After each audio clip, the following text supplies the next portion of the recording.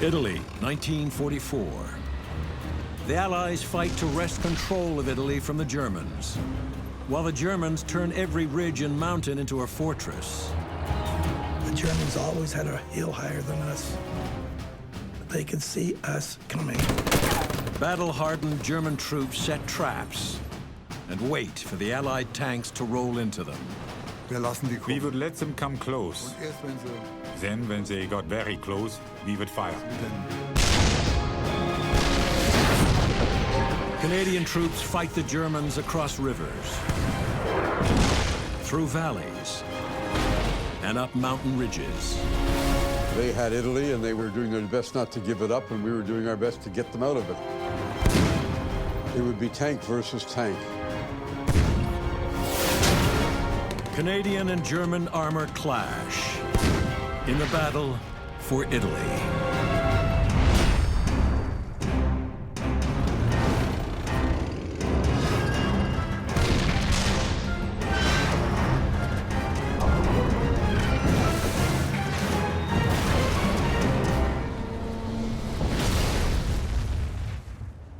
Italy today, beautiful, peaceful. But for thousands of years, armies fought here. The Carthaginian general Hannibal, Attila the Hun, and Napoleon Bonaparte all struggled here to win supremacy over the Mediterranean Sea. Italy is that great land bridge that connects three continents together. So all of the great empires that exist around the rim of the Mediterranean Sea have sought to control the Italian peninsula. And never was the fighting more vicious or desperate than between the Allies and the Germans in the Second World War.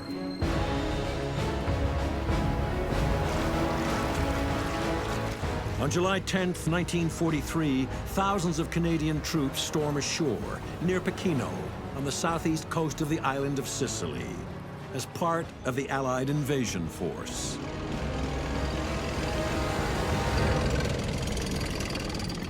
In a mere 6 weeks, the Allies conquer Sicily. And on the 3rd of September, they launch the invasion of the Italian mainland. 5 days later, on September 8th, 1943, Italy surrenders. The collapse of the fascist government in Italy led to the removal of the Italian armed forces from the Second World War, forcing the Germans to backfill with their own naval forces, air forces, and ground forces to defend the south coast of Europe. In a dramatic turnaround, Italy's former ally, Nazi Germany, decides to fight for every inch of Italian soil. They didn't just send 60 divisions to the south coast of Europe, they sent 60 of the best divisions to stop the Allies from breaking through into the southern approaches to Germany itself. And these well-trained, well-equipped German troops quickly discover they have a crucial and formidable new ally: the Italian landscape. Running right down the spine of the Italian boot is a central mountain range, the Apennines. Spurs of the Apennines reach out to both east and west coasts, creating a 1,000-kilometer obstacle course of narrow coastal valleys, steep ridges, and an endless series of streams and rivers. And there were rivers everywhere, a nuisance. Every 3 miles we had another river to get over. A river every 3 miles is the worst possible tank country.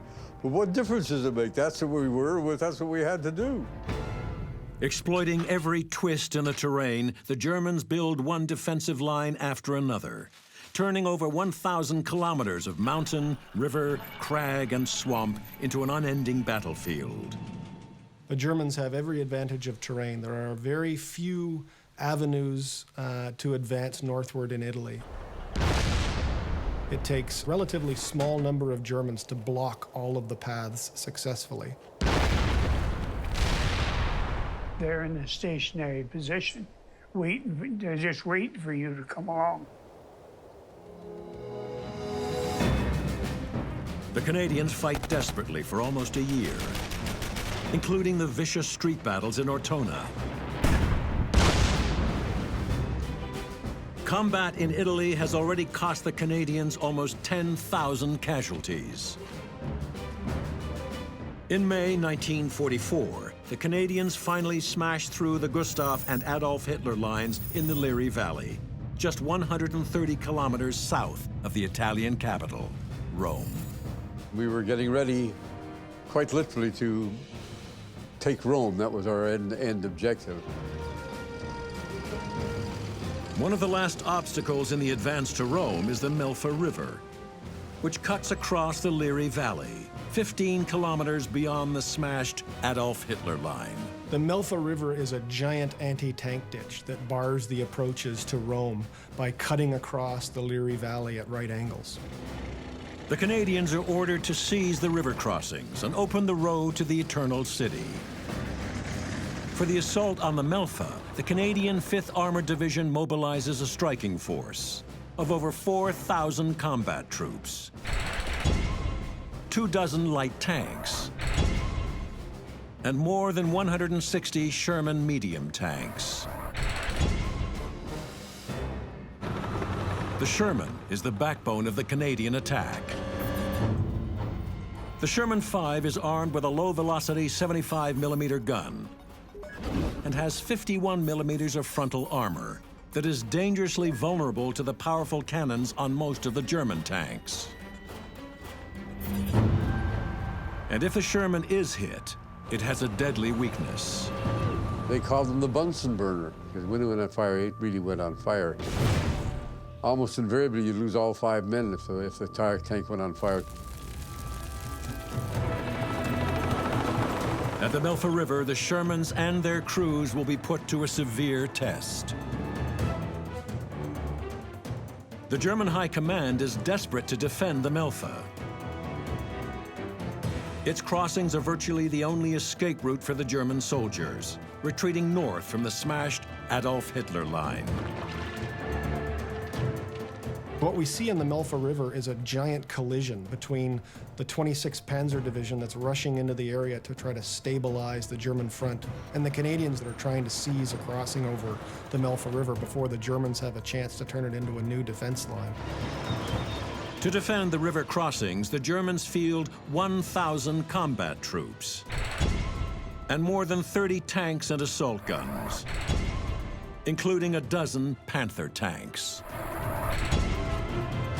May 24th, 1944, the assault on the Melfa begins.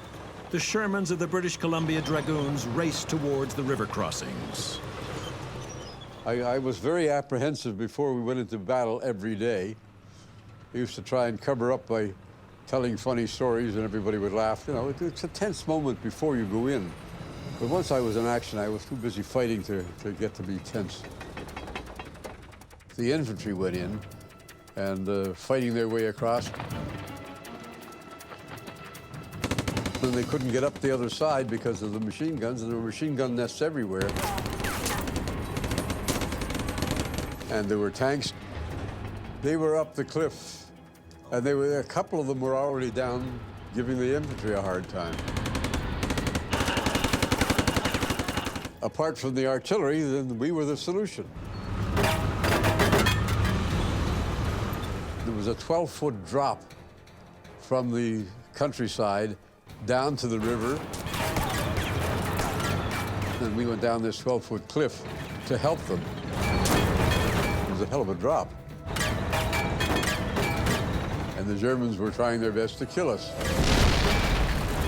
Shells are coming in like raindrops. Everybody's firing, the dust goes up everywhere, and it becomes a real mess.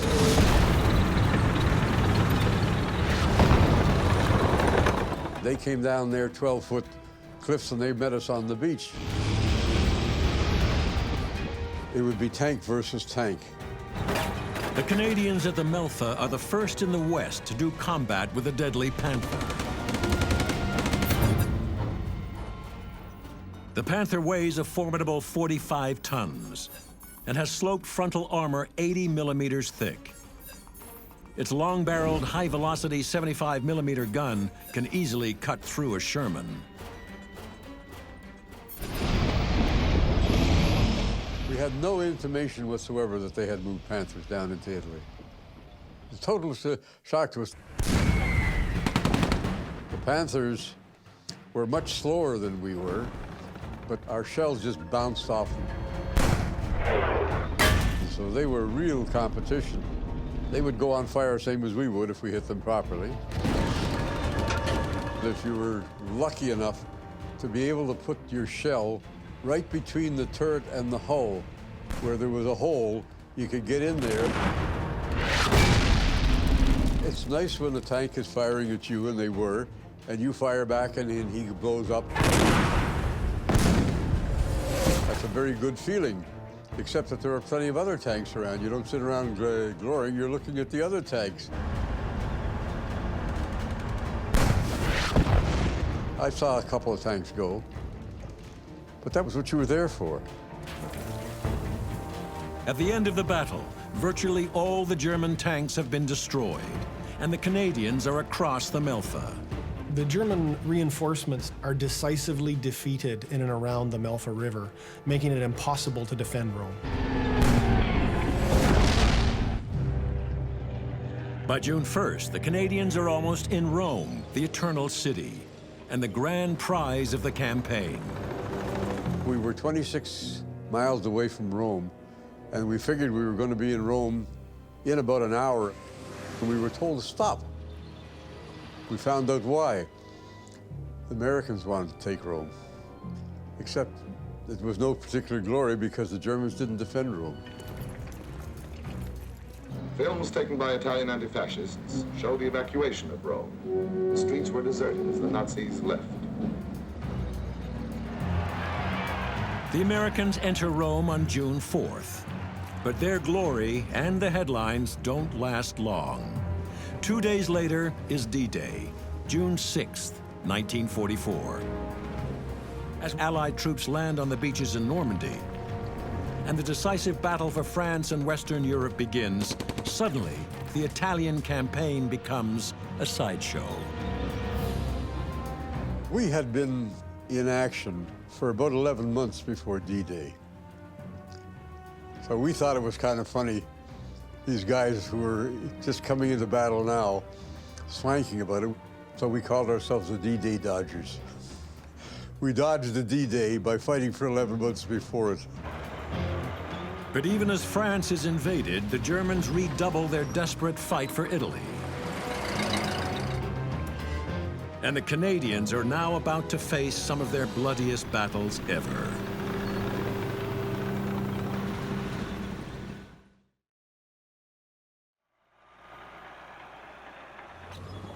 After crossing the Melfa River and with Rome in friendly hands, Canadian and Allied forces rush northward, up the Italian peninsula, heading towards the core of Italy's industrial and agricultural power. In the vanguard of the advance are Canadian tank crews and their Sherman tanks. It will not be a walkover. The German armies are determined to defend northern Italy to the last. North Italy is the breadbasket and industrial heartland of Italy as a whole. And that industrial heartland has been integrated fully into the German war economy. It is essential if the Germans are going to carry out their strategy for 1944 and 45 to maintain control of that industrial and agricultural heartland. In the summer of 1944, the Germans are desperately building a defensive line in the north to protect the Po Valley, the supposedly invincible Gothic line. But the Gothic line is not yet complete, so the German High Command decides to delay the Allies at the so-called Trasimene line. The line lies 160 kilometers north of Rome, and where it confronts the Canadians, it extends across an 8-kilometer gap between Lake Trasimene and Lake Chiusi. Between the two lakes, the Germans have improvised a 3-kilometer deep, zigzagging swath of dug-in strongpoints and machine gun posts. The Germans choose the Lake Trasimene battlefield because any Allied drive that's going to reach the Po Valley has to come through those rolling foothills west of Lake Trasimene. The rolling ridges and high ground offer the Germans ideal terrain for their cat-and-mouse delaying action. The Germans always had a hill higher than us. They could see us coming. June 21st, 1944. Canadian tanks of the Ontario Regiment go into action against German panzers. He was in a sunken road, and all I could see was his turret and the gun sticking away out there. Him facing me with that gun was really no contest. It never is. If he gets a direct shot onto you, he can put a hole through you anyway.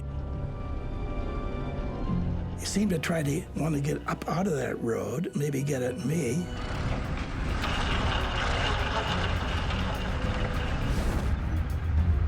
The gun was up here, like at quite an angle.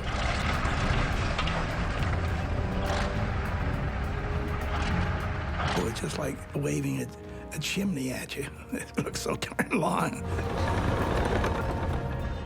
He tried to get up, but he couldn't make it. If he got out of there, I was facing that gun head on.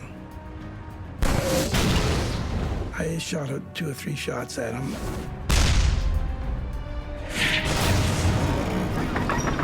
I think I hit him. The only chance I had knocking him out was get him broadside. Their side armor wasn't as good as their front armor. Their front armor is very thick and well slanted. He just about disappeared about that time, and he went into some trees there. And I didn't see him from then on.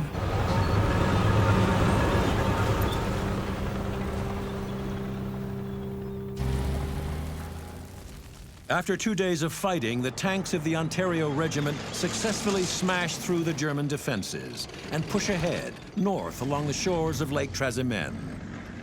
5 kilometers to the west, the tanks of the Three Rivers Regiment sit at their start line, waiting to enter the battle.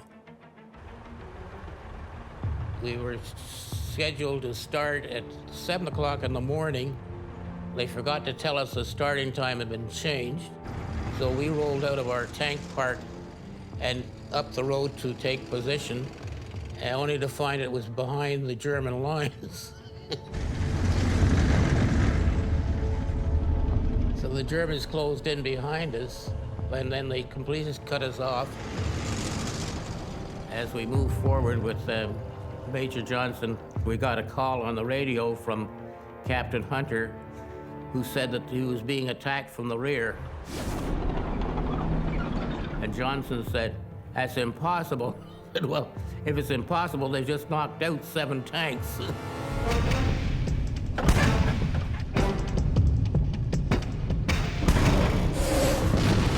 After Major Johnson told Hunter that he couldn't understand why he was getting hit from the rear, his tank got hit. Now surrounded by Germans and far beyond infantry support, the Canadian tankers hunker down to prepare for a long fight. We were being shelled, and we hit a hole, a bomb crater, and went into the bomb crater into what you call a turret down position.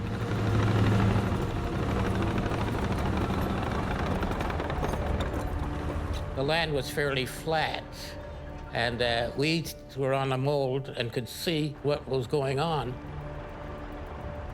The crew commander, he saw the Panther.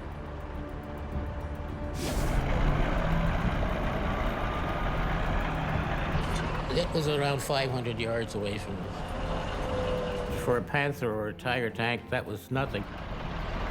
They had the long barrel on it, and they could outrange us. Well, our tank had an HE, a high explosive, in the breech. I said, "Leave it in. I'll use it as a tracer, as a marker." My job was to make sure I picked up the target and fire at it. And I was lucky enough to hit the Panther tank.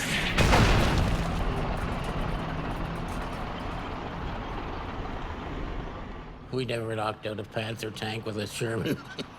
You'd never do it. But we had hit the turret ring just below the turret, which prevented the tank from turning.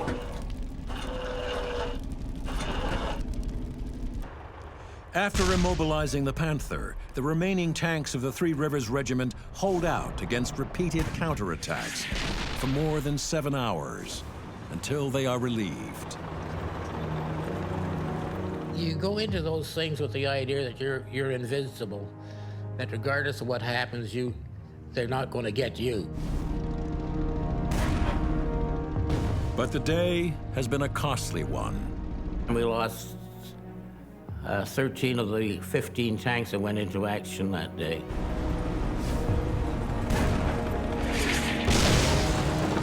Our regiment never gave up an inch.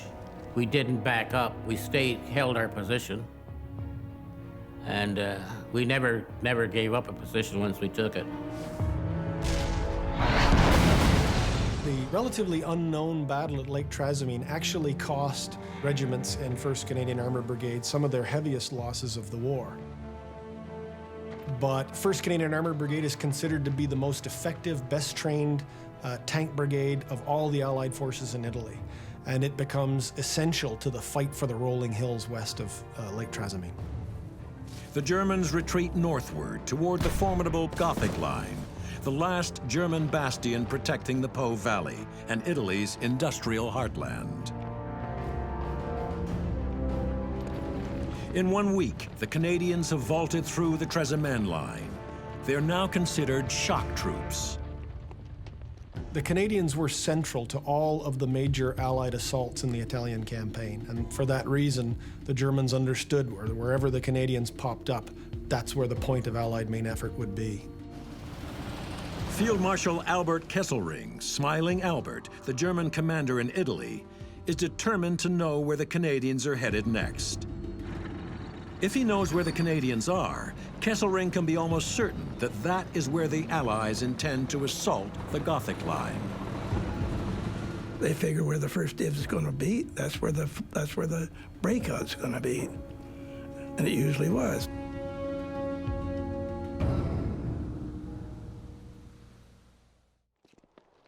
August 1944.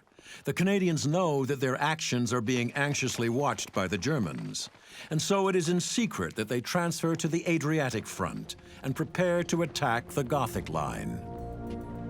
Allied commanders wanted to concentrate their best troops, their most powerful armored and artillery formations, to the weakest part of the Gothic line, and so they transfer 1st Canadian Corps secretly across the Apennines to stage behind the Folia River to deliver the main assault on the Gothic line. The Canadians move from their position near Perugia, over 200 kilometers through the mountains, to their assembly point just inland on the Adriatic coast. The decision to move the Canadian Corps across the Apennines was a tremendous engineering and transport feat. The 5th Canadian Armoured Divisional Engineers actually had to build a road for their armoured vehicles that is still a well-used truck road to this day. Almost 11,000 vehicles, including 650 tanks, rumble through the mountains. For the assault on the Gothic line, the Canadians have 10,000 troops and over 260 Sherman tanks. And they aim to exploit to the fullest the Sherman's greatest strength. The biggest thing was our maneuverability. The Sherman tank was a great tank as far as that part is concerned. But we needed the mobility for obvious reasons. The Adriatic sector of the Gothic line consists of an anti-tank ditch, river barriers that run at right angles across the front, barbed wire entanglements, extensive minefields. But what this section of the line lacks is enough German troops to properly defend it. On the morning of August 31st, the German reinforcements are being rushed in from other parts of Italy now that the Germans know where the main Allied effort is coming. There's an awareness in Allied headquarters and Canadian headquarters that they've got to get high into the hills and take the German depth positions before the German reinforcements arrive. The Canadians will cross the Folia Valley, heading towards the heights of Point 204, near the town of Tomba di Pesaro. The Canadians understand that the key to their section of the Gothic line are the heights around Tomba di Pesaro. The British Columbia Dragoons are supposed to attack up on those heights with a supporting battalion of infantry. That battalion isn't ready, so they make the decision to go alone. It's a costly decision. It means that they have to drive through a German anti-tank gun screen and thick concentrations of German artillery fire. Even without reinforcements, the Germans are ready for the Canadians. The worst part was the fact that they were entrenched in there and were waiting for us.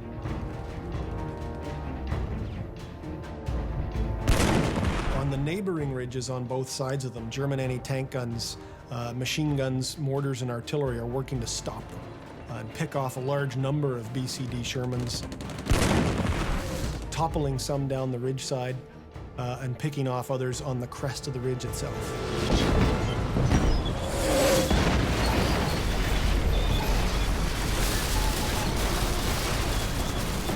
Before reaching the German lines, the Shermans must cross a minefield.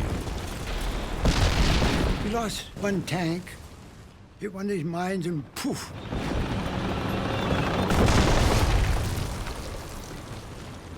What they would do is knock off the track.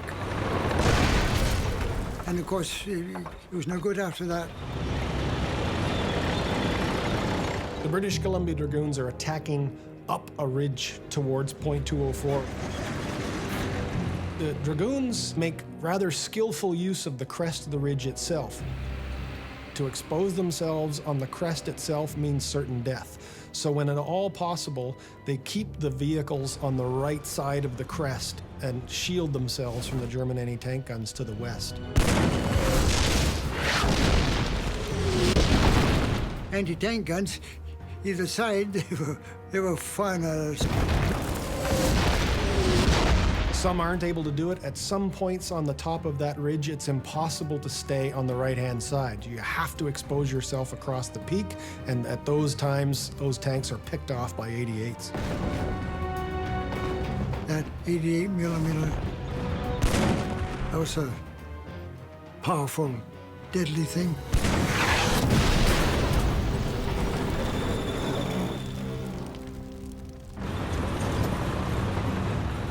A number of tanks actually make it to Point 204. And that's when we saw the big Panther tank.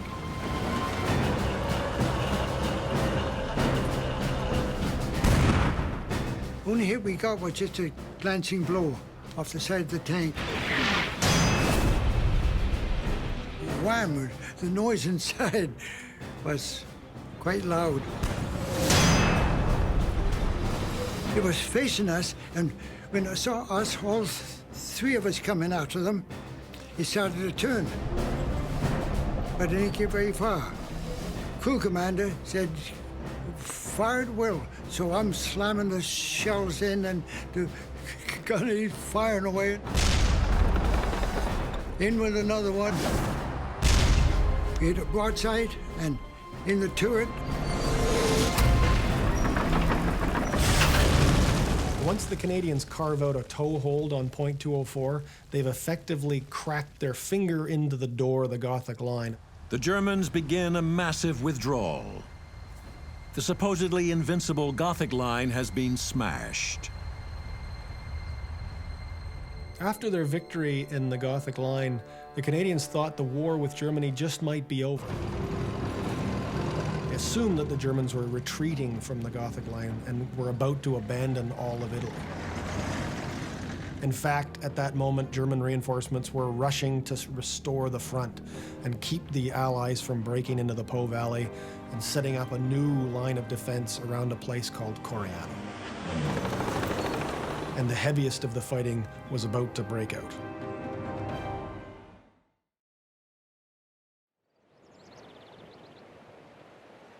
September 1944.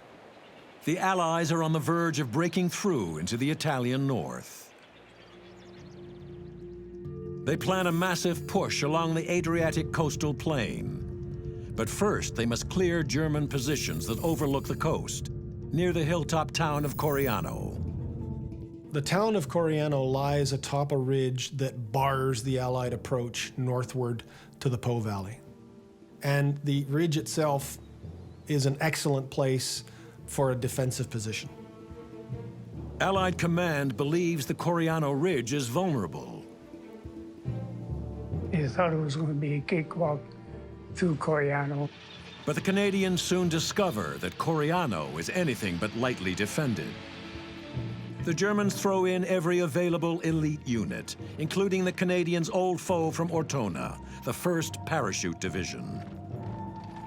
We found the parachute divisions were the worst ones of all for us, because they would never give up. Ich weiß nicht, was die Gefangenen. I had heard some Canadian prisoners say, Gefangene, das habe ich auch erfahren. the Paras are very tough. The Paras are very hard, haben die gesagt. So, they said we were very tough. Very hard. So we started down in the valley, and we knew soon I got over the Visanio Ridge, then they started whaling hell out of us. I was the artillery observer for the 11th Company of the 1st Parachute Division, and I had 2 radio operators with me. All of a sudden, we heard tanks from the front. Von vorne. Und da haben wir geguckt und da sahen wir also. So we looked, Also ich habe and I counted 50 tanks. 50 Panzer gezählt. 50.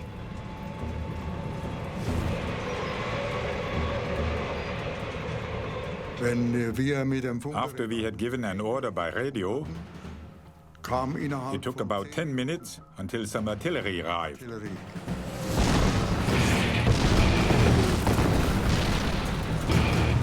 The Canadian advance is totally exposed to the fire of German guns. We were out there bare naked. Auf die Panzer und dann haben And when the first ones caught on fire, Feuer. Und the other ones turned around. 2 B Squadron tanks from the 8th Hussars make a break for the bottom of the hill. When we got down there, there's this tank, and our tank got there about the same time. And we rubbed against one another, and we straddled this dry creek bed. Well, it was a natural tank trap, really. We couldn't get out of there.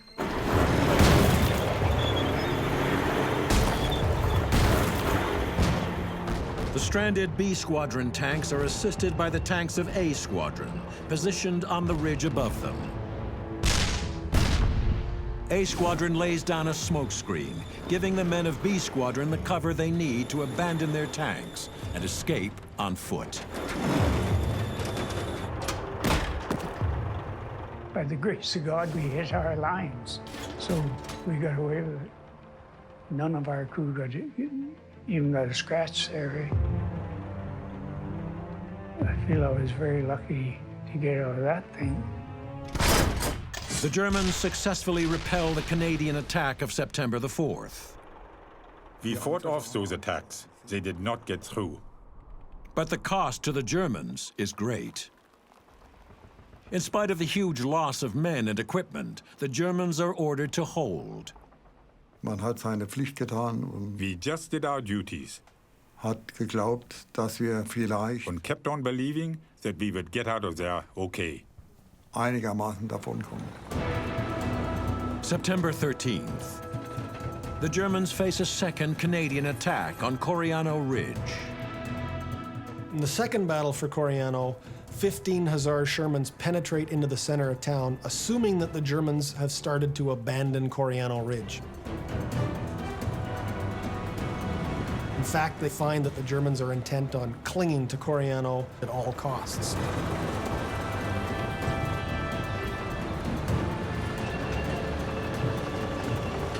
Those 15 Hussar Shermans reach the town square and meet an ambush force of German Tigers, Panzer IVs, and infantry.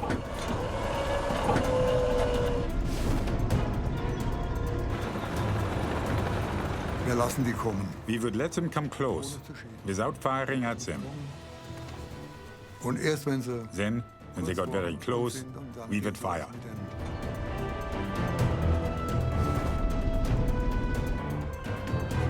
And now the Shermans must face the most dreaded tank in the German arsenal, the fearsome Tiger. The 57-ton Tiger is the jewel of Germany's panzer force. At 100 millimeters, its frontal armor is twice as thick as the Sherman's. And its 88mm gun is much more powerful than the 75mm cannon on the Sherman.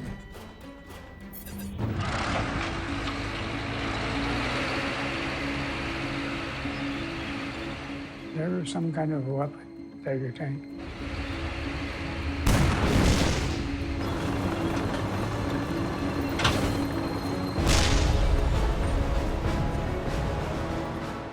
Shells just bounced off them.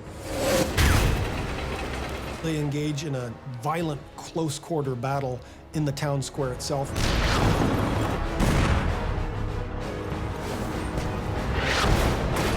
A number of Canadian tanks are hit. The Canadians were very hard pressed. Even though they outnumbered us by far.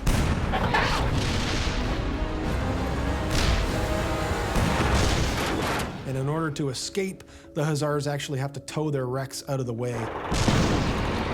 Under heavy fire, the Shermans retreat from Coriano. For the remainder of the day, their tank guns shell the Germans from the outskirts of town. The next morning, they mount another assault.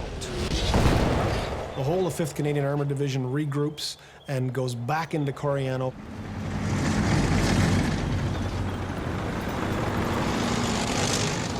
By this point, the German tanks inside Coriano have been wrecked by Canadian artillery.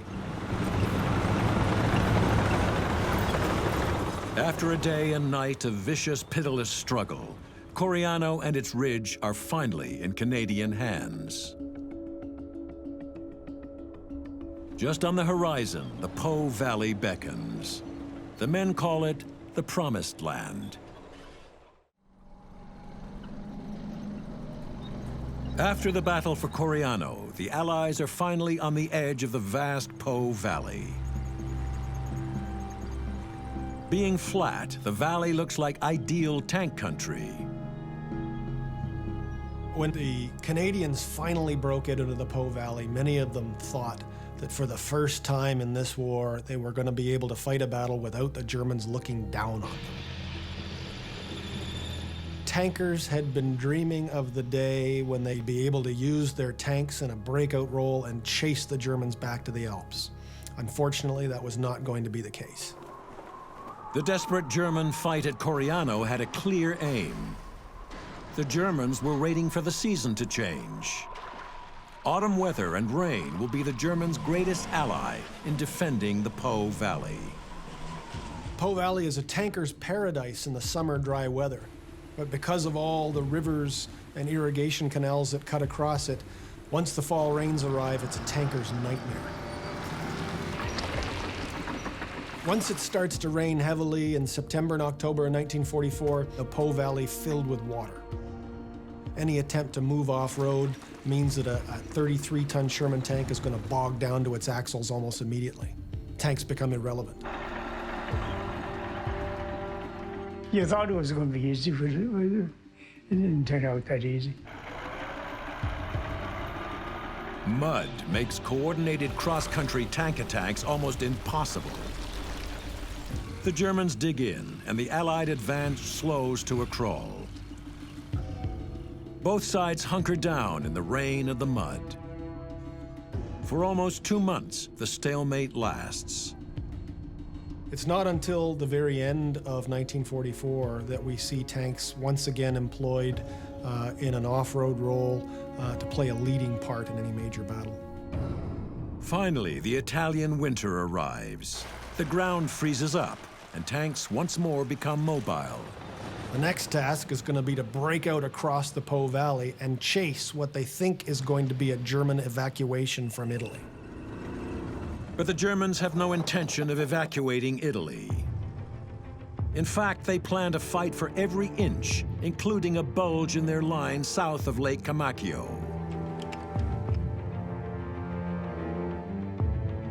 The German position near the town of Sant Alberto, on the south shore of Lake Camacchio, is a mortal danger to the Allies' right flank.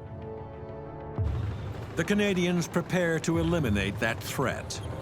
The Canadian mission at the Battle of Lake Camacchio is to destroy the German forces south of the lake and set the conditions for the final liberation drive in the spring of 1945.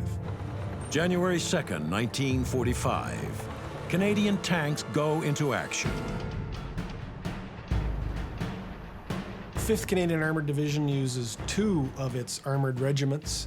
They wait until there's been several successive nights of frost to freeze the ground firm. Because they know that German anti-tank defenses are only set up to cover the roads, because for the last 3 months, no Allied tank has been able to drive off-road. After a couple of days of frost, when the ground's firm enough to carry the weight of a Sherman, these Canadian Shermans break out across the frozen ground. Frost-hardened ground is not their only ally. The Shermans have been fitted with track grousers to aid the advance. The track grouser extends the width of the Sherman track and enables it to travel on softer ground. Additional pieces attached to the sides of the track links. Grousers add more than 10 centimeters to the width of the tank track, thus spreading the weight of the tank and making it less likely it will sink into soft ground or break through the frost layer. As the Canadians advance across the frozen ground, they come under fire from a German ambush. A group of anti-tank guns and Panthers begin to knock out the tanks of the 8th Hussars.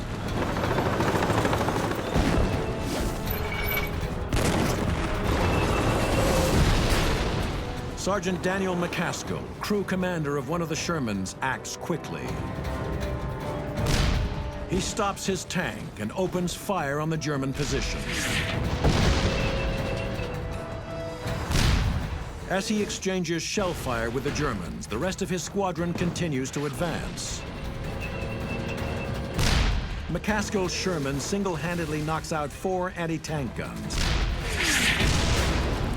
and a Panther, while sustaining no damage himself.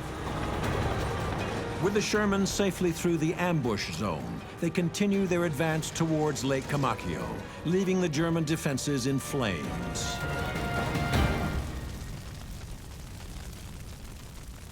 The Canadians have penetrated past any of the German defenses that can stop them and race to Lake Camacchio. When the Canadians enter Sant Alberto, completely sealing off the southern shore of Lake Camacchio, they have taken 600 enemy prisoners and counted at least 300 enemy dead. Lake Camacchio constitutes the last big battle for Canada in the Italian campaign. The Italian campaign is the longest fought by the Canadian Army in the Second World War. And it was tremendously successful at drawing in and tying down some of the best formations in the German Army. We really weren't expected to win the war. Our job was to take the strength out of Europe. And in view of the fact that there were from 30 to 40 divisions, German divisions sent to fight in Italy, we did a great job in taking strength away. And of course, we were causing tremendous casualties, which they had to reinforce, and they were using tanks and they were using ammunition. So we were sapping a lot of strength out of Europe. The Italian campaign saw some of the most famous armored regiments in Canadian history earn their spurs and prove their ability in the Italian landscape. to win some of the most important Canadian tank victories of the Second World War.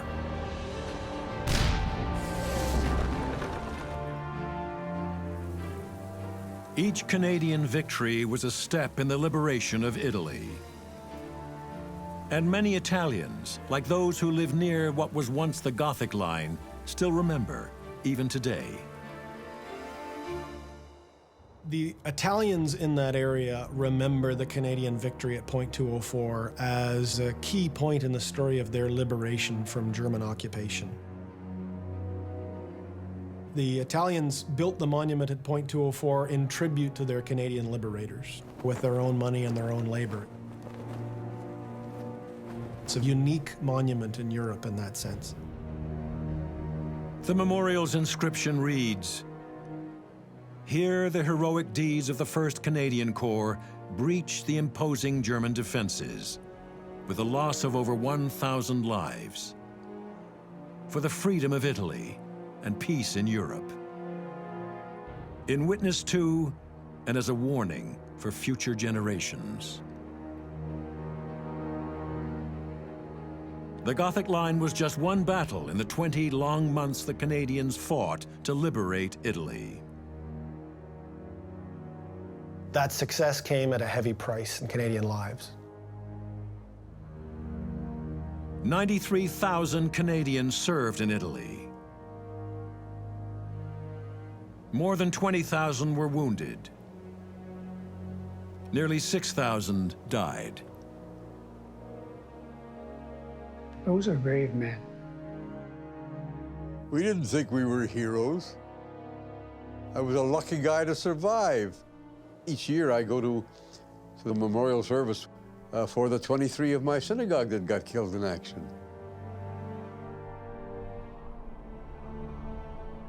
I guess I'm lucky to be where I am. All my buddies in the regiment are all dead. And that's not a very nice thing to even think about. They were excellent people, excellent soldiers. We did what we had to do, and what we were trying to do was prevent the Germans from taking over the whole world, and we succeeded. It was really our baptismal fire.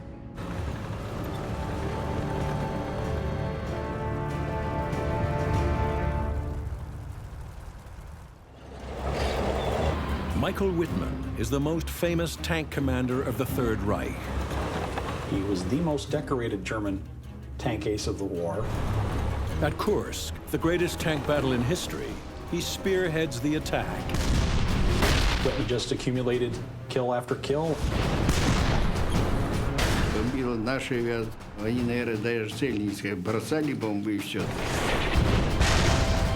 In Normandy, Wittmann single-handedly halts an Allied advance. One German tank was able to knock out so many British tanks in a matter of a few minutes. Wittmann's final battle turns him into a Nazi legend. It was almost suicidal for the Germans to mount that attack. Even though it's been 60 years after Wittmann's death, his legacy, his mystique, maintains today.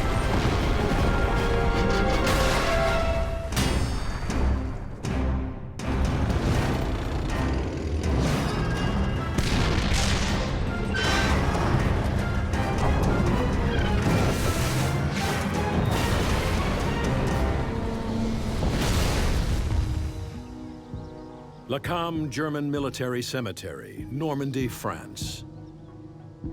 21,000 graves, a monument to the death of the German army in Normandy and to the downfall of Adolf Hitler's reviled Third Reich. And yet amongst the rows of unadorned gravestones, there is one man's grave that is always honored with fresh flowers. His name, Michael Wittmann. Wittmann is considered the greatest tank ace of all time. He was the ace of aces. Many people say that he was a very quiet, likable man. He wasn't your typical Nazi. Most tank commanders weren't personally decorated by Hitler, but most didn't quite stand out with the number of kills that Wittmann did.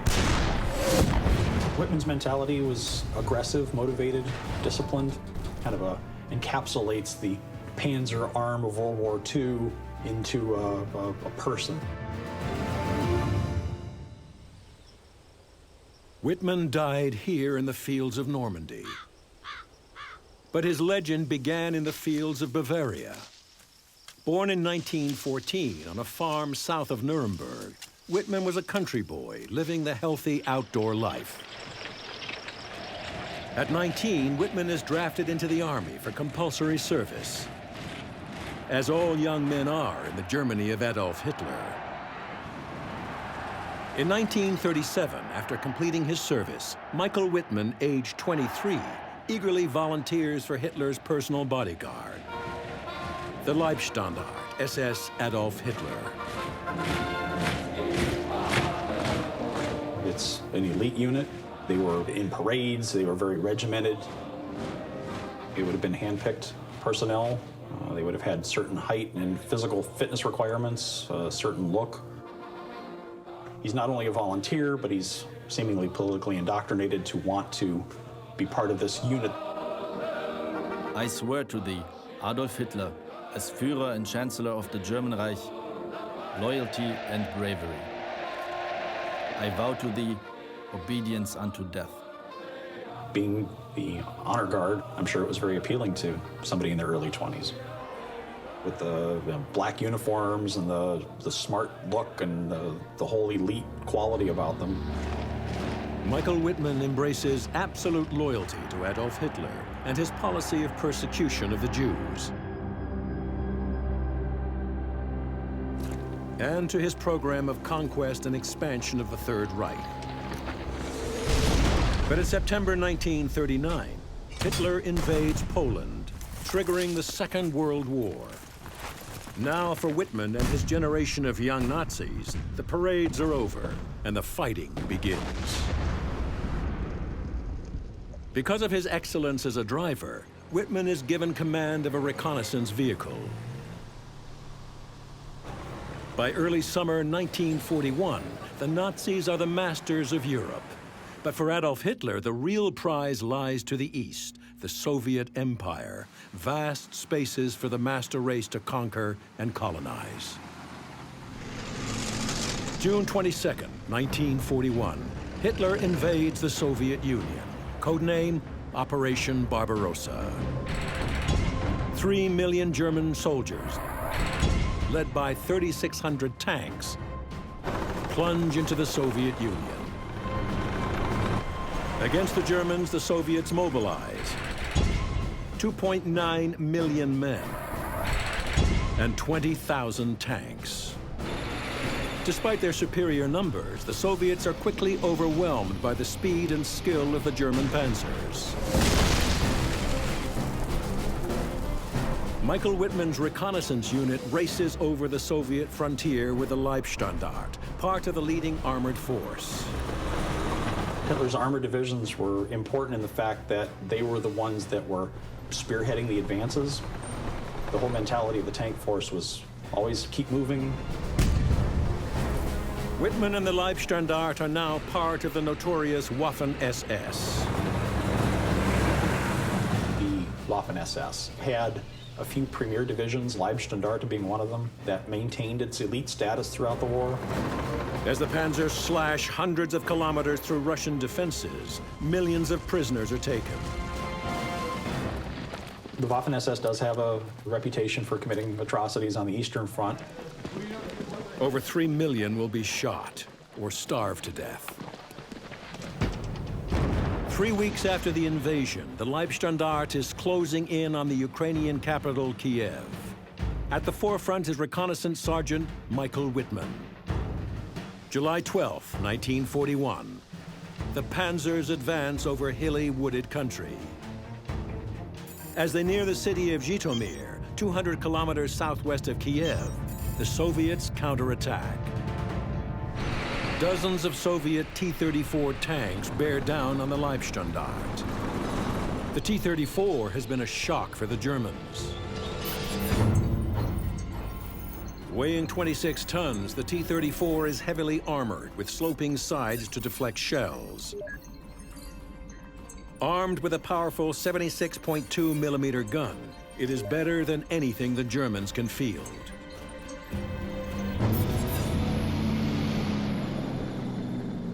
Wittmann is ordered to reconnoiter the enemy forces in a Sturmgeschütz 3 or Stug.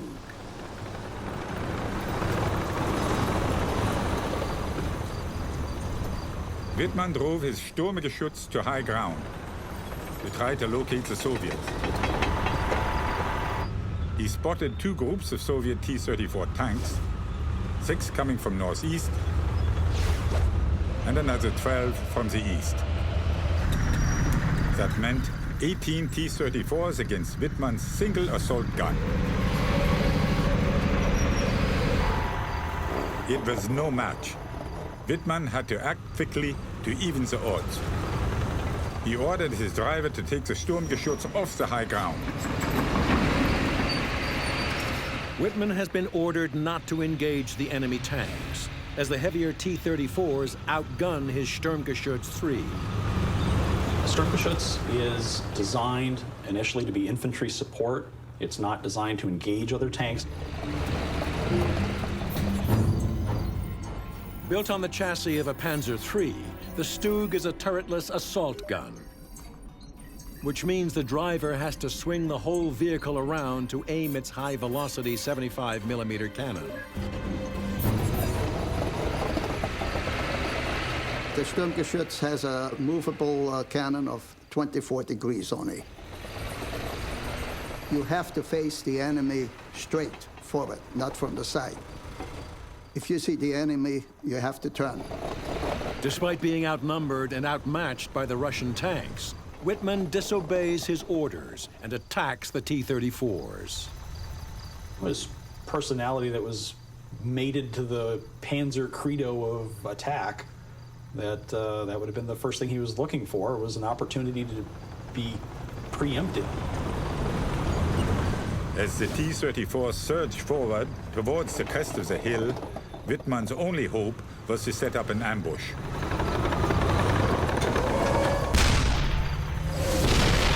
It was a direct hit. A second T-34 surged over the hill.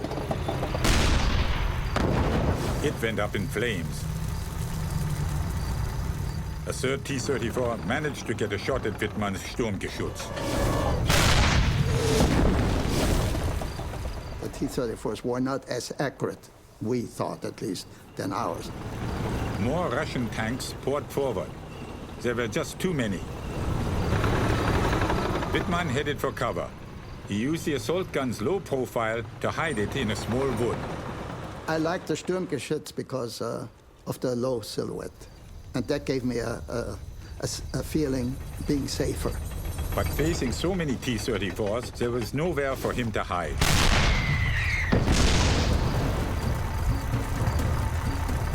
Wittmann's driver swiveled the Stug to bring its gun to bear on the Russian. Firing would have definitely been an issue because of the inability to track a target via a turret. You would have to maneuver the vehicle. And again, his gunner scored a direct hit.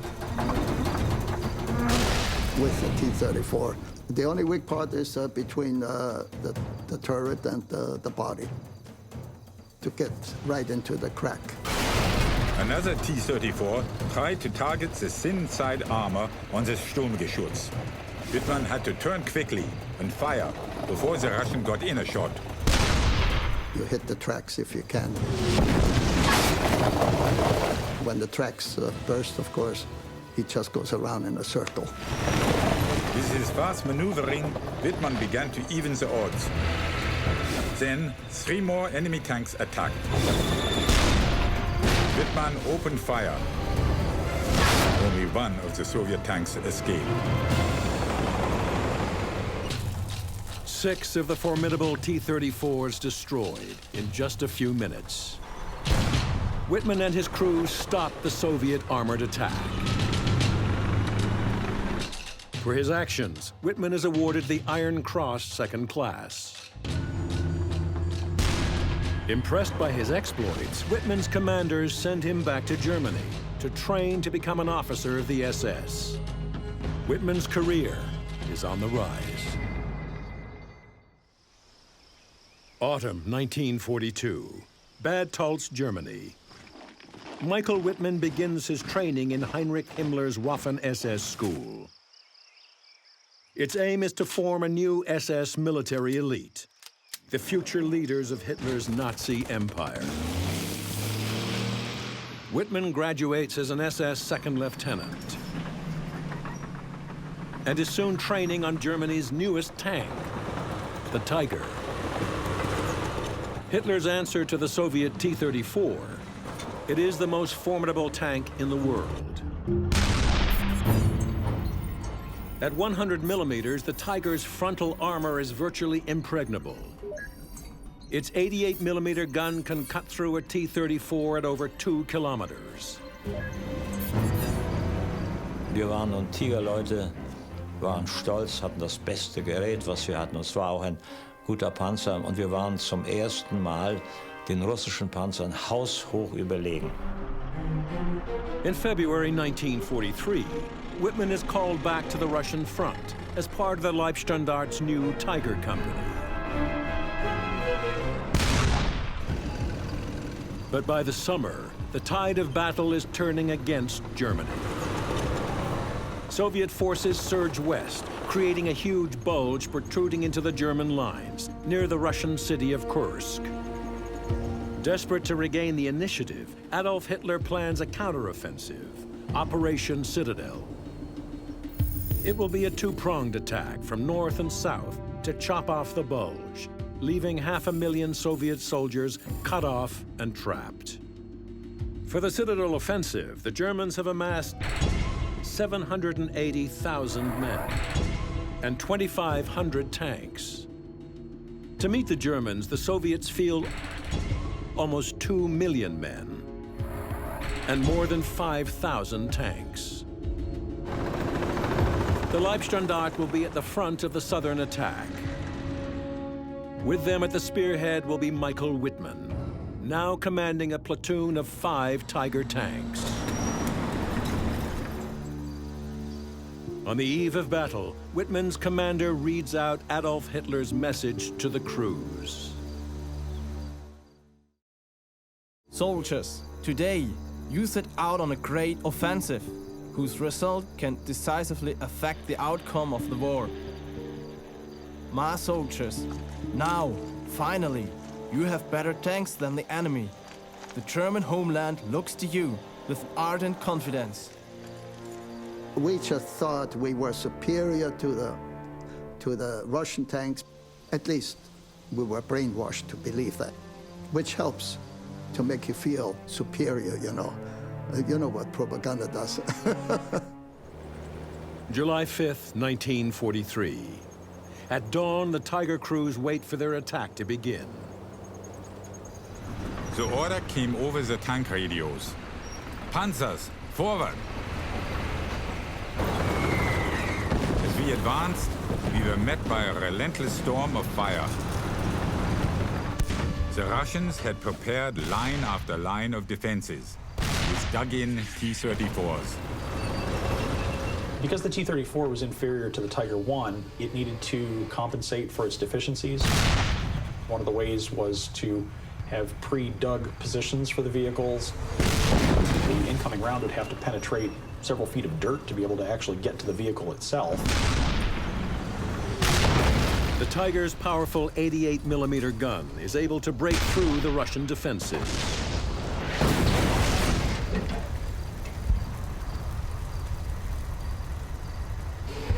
While the Russian shells bounce off the Tiger's armor.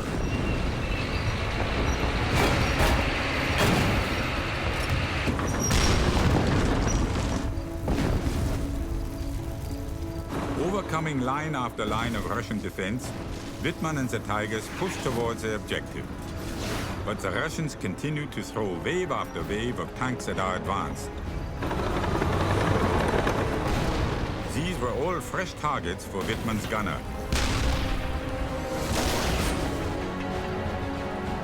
Wittmann's tank kept moving, firing as it turned, smashing one T-34 after another. Knocking out 8 tanks and 12 anti-tank guns, this first day of battle has been a success for Wittmann and his elite crew.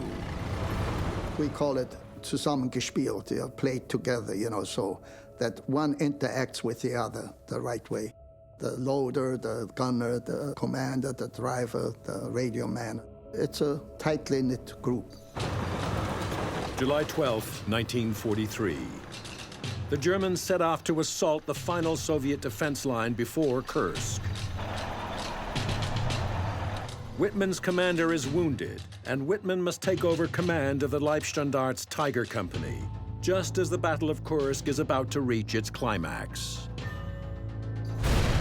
Unknown to the Germans, the Russians are preparing a desperate last-ditch counterattack.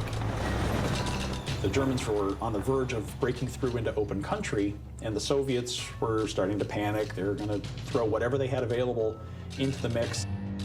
The Russians send 500 tanks west to attack the German right flank, but the Waffen-SS tanks turn east. These huge tank forces are about to collide near the little town of Prokhorovka. Second Lieutenant Wittmann and his crew are ordered to high ground.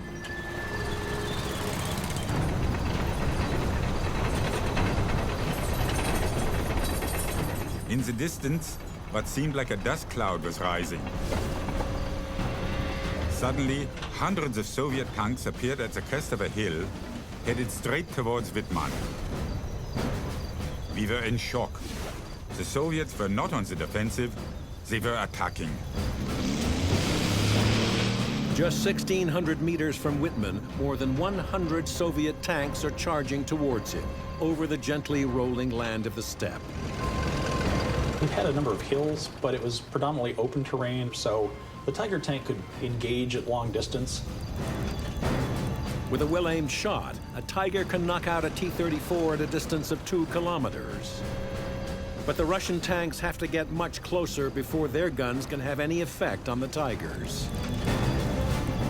Wir kamen im Angriff, man muss sich das so vorstellen, Panzer an Panzer, die große Kette, und auf der anderen Seite kamen die T-34 an. The T-34s raced towards us, trying to close the deadly gap. They came back into view, now only 800 meters away. The Tigers opened fire.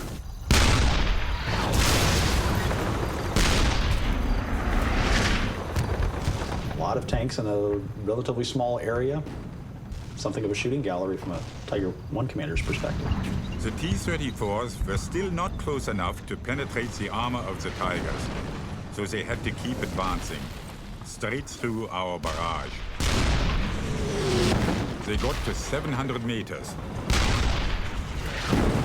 Getting closer. And closer. The Tiger guns were belching fire, but there were too many. They couldn't all be stopped. В это время немцы уже наступали, немецкие войска. Они были на ходу. The Russians slam into the SS formation.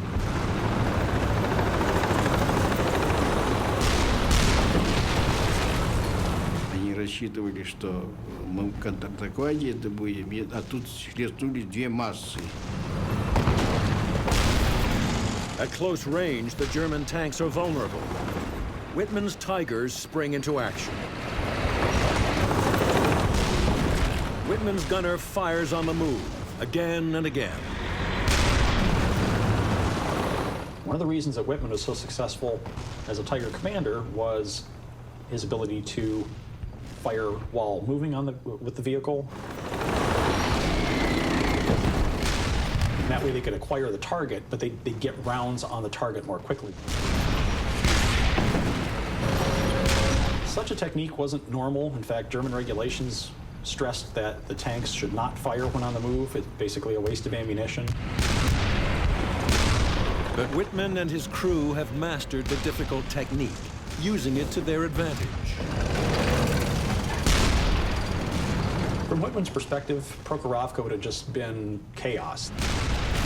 It would have had firing at close range. Wittmann's tank is hit twice, but keeps on fighting. Gemetzelt auf beiden Seiten, Panzer auf Panzer.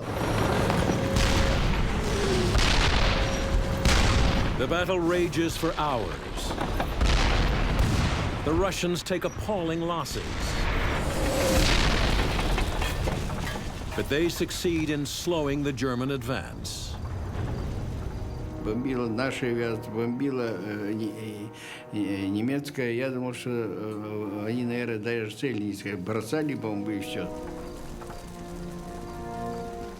Kursk is considered one of the greatest tank battles in history because of the numbers of tanks and other armored vehicles involved in a relatively small area. Our Tiger Company had a series of fine successes. Over the whole Citadel Kursk battle, we destroyed 151 enemy tanks. Despite the success of the Tiger units, the ferocious Russian defenses has stopped Hitler's offensive. The Germans have lost the decisive tank battle on the Eastern Front. From now on, Michael Wittmann will be fighting for his and for Nazi Germany's survival. In its third winter on the Eastern Front, the German army is in full retreat. The Russians have pushed them 500 kilometers from Kursk back into the Ukraine. Michael Wittmann's Tiger unit is fighting a series of desperate rearguard actions. Tiger units would have been sent from one sector of the front to the other to try and plug gaps that had been opened up by Soviet armored forces and attempted to blunt them so that way German forces can continue their retreat to the west. The rapid Russian advance leaves the Soviet supply lines stretched dangerously thin, making supply convoys a vital necessity. December 6, 1943.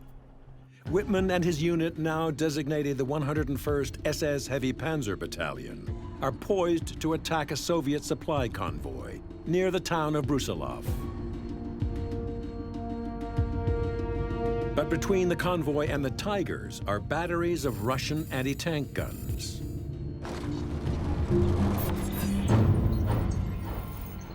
The Soviet 76.2 millimeter divisional gun is a tank killer.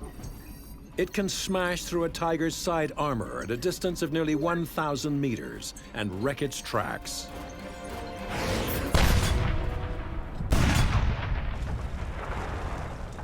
To kill these anti-tank batteries, Wittmann's tactic is to play a dangerous game, using himself and his tank as bait. Wittmann drove to high ground. He was tempting the Russian gunners to fire at him.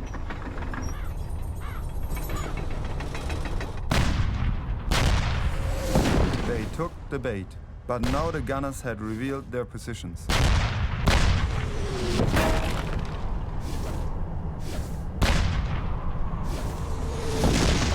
Under heavy fire, Wittmann quickly retreated.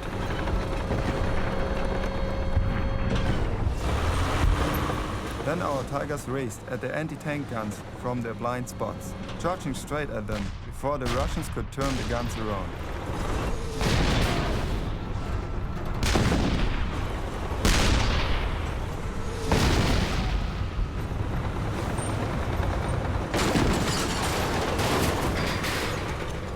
Wittmann's tactic has worked. The anti-tank batteries are now a smoking wreck. But his Tiger reveals just how dangerous Wittmann's game can be.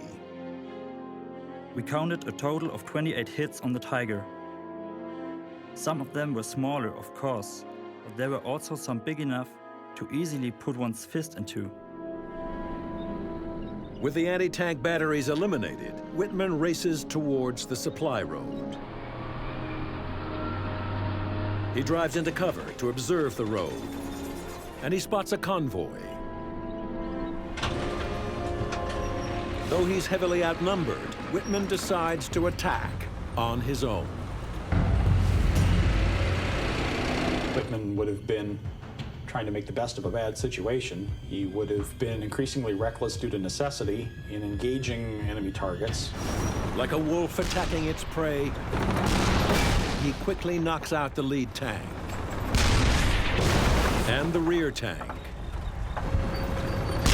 leaving the convoy trapped on the road at his mercy.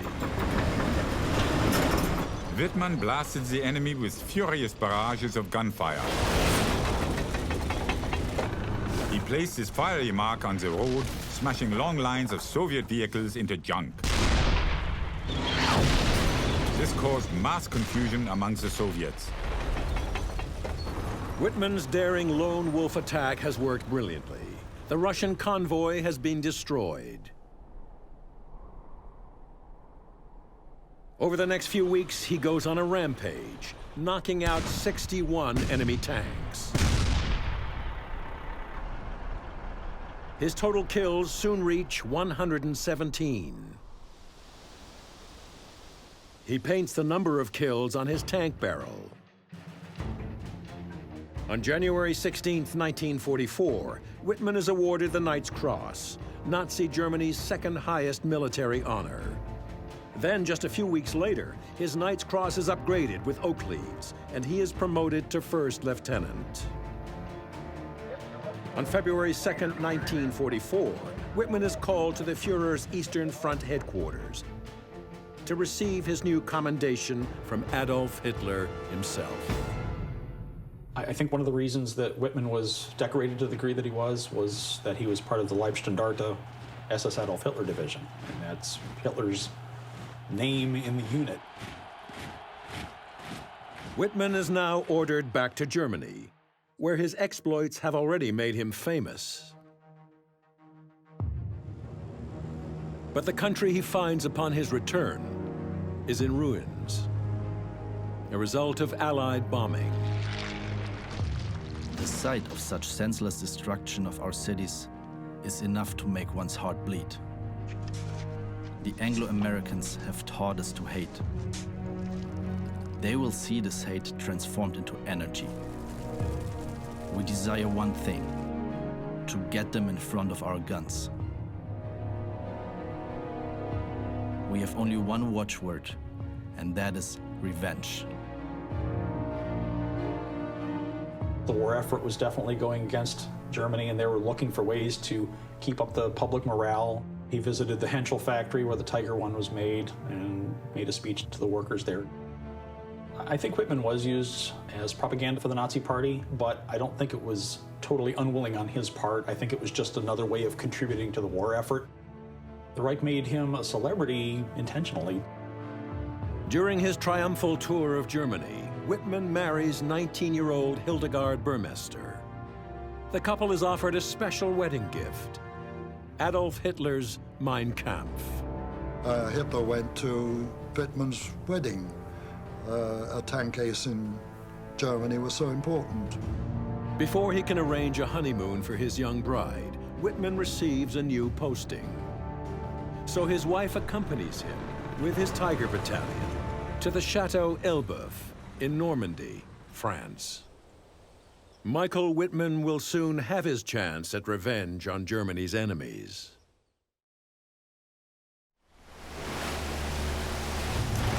On June 6, 1944, Allied forces land in Normandy. Hitler orders his panzer forces to drive the Allies back into the sea. For Michael Wittmann and his Tigers, the Allied beachhead is over 200 kilometers away. Wittmann started off on June 6 with 45 Tiger tanks, which is a full complement for that 101st Heavy SS Tank Battalion. But it takes Wittmann 5 harrowing days to get his second company to the Normandy battlefield. under unrelenting attacks by Allied fighter bombers that decimate his forces. And a week later, it was down to about 6 vehicles that were serviceable. Wittmann and the 101st SS Heavy Panzer Battalion are positioned on the left and most crucial sector of the front, facing the British and the Canadians. The Germans would have concentrated their armored units around the British and Canadian sector, because if that sector had fallen, that would have been the shortest route to Germany. So they had to hold that with their stronger units. The Allies are preparing the break out of the beachhead. Their plan is to send the British 7th Armored Division towards the key city of Caen, through the town of Villers-Bocage. June 13th, 1944. Sheltering from Allied bombers, Wittmann positions his surviving Tigers under the cover of trees, near Villers-Bocage. The British 22nd Armored Brigade was moving through the town. The column of British tanks is just 200 meters from Wittmann's position. The British do not know Wittmann is there, but they are about to find out. Then a man came into the command post and said, "Obersturmführer, tanks are driving past. I don't think they're German." I had no idea that the enemy might suddenly appear. Wittmann saw that there was an opportunity and that the British armored vehicles were in a nice, neat line approaching his position. I went outside and saw English and American tanks rolling past, about 150 to 200 meters distance. Never had I been so impressed by the strength of the enemy as I was by those tanks rolling by. Wittmann is facing 138 tanks and armored vehicles, while he has only 6 tanks. The decision to attack was a very difficult one. But I knew it absolutely had to be, and I decided to strike out at the enemy. Wittmann's split-second decision will become legendary. I had no time to assemble my company. I set off with 1 tank. I drove up to the column, surprised the English as much as they had surprised me. I first knocked out 2 tanks from the right of the column, then 1 from the left. With them being in such close proximity to each other, there was no room to maneuver. I then turned about to the left and attacked the armored troop carriers in the middle of the armored regiment. They never left the road. They were so surprised that they took to flight, but not with their vehicles. Instead, they jumped out, and I shot up the battalion's vehicles as I drove by. I drove towards the rear of the column on the same road, knocking out every tank that came toward me. The enemy was thrown into total confusion. I was able to take out tanks as well as armored troop carriers. Then I drove straight into the town of Villers-Bocage. The town has already been occupied by British armor.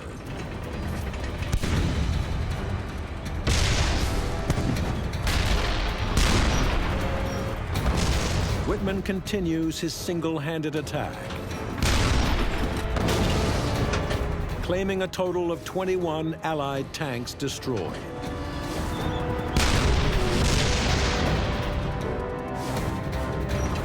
I got to approximately the center of town, where I was hit by an anti-tank gun. My tank was disabled. I fired at and destroyed everything around me that I could reach.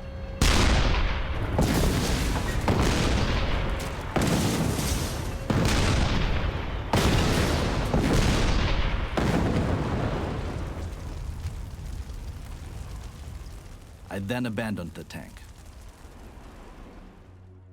Wittmann's deadly rampage has lasted barely 15 minutes, but he has devastated an entire enemy regiment.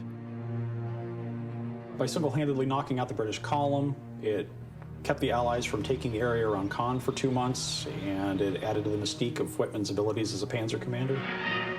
German newsreels make the most of the Allied setback at Villers-Bocage. In den engen Straßen wurde eine stärkere amerikanische Panzereinheit gestellt und zusammengeschossen. Wittmann is the most famous tank officer in the German army. Rund 1000 But the following day, the stress of battle shows on his face. Wittmann is celebrated for his astounding feat by 1st SS Panzer Corps Commander Sepp Dietrich, who recommends him for yet another commendation. In July, Wittmann is once again personally decorated by Hitler, this time adding 2 swords to his Knight's Cross with oak leaves. Wittmann was the most decorated tank commander, not only for his experience on the battlefield, but I would think also for the propaganda value that could be showcased through him.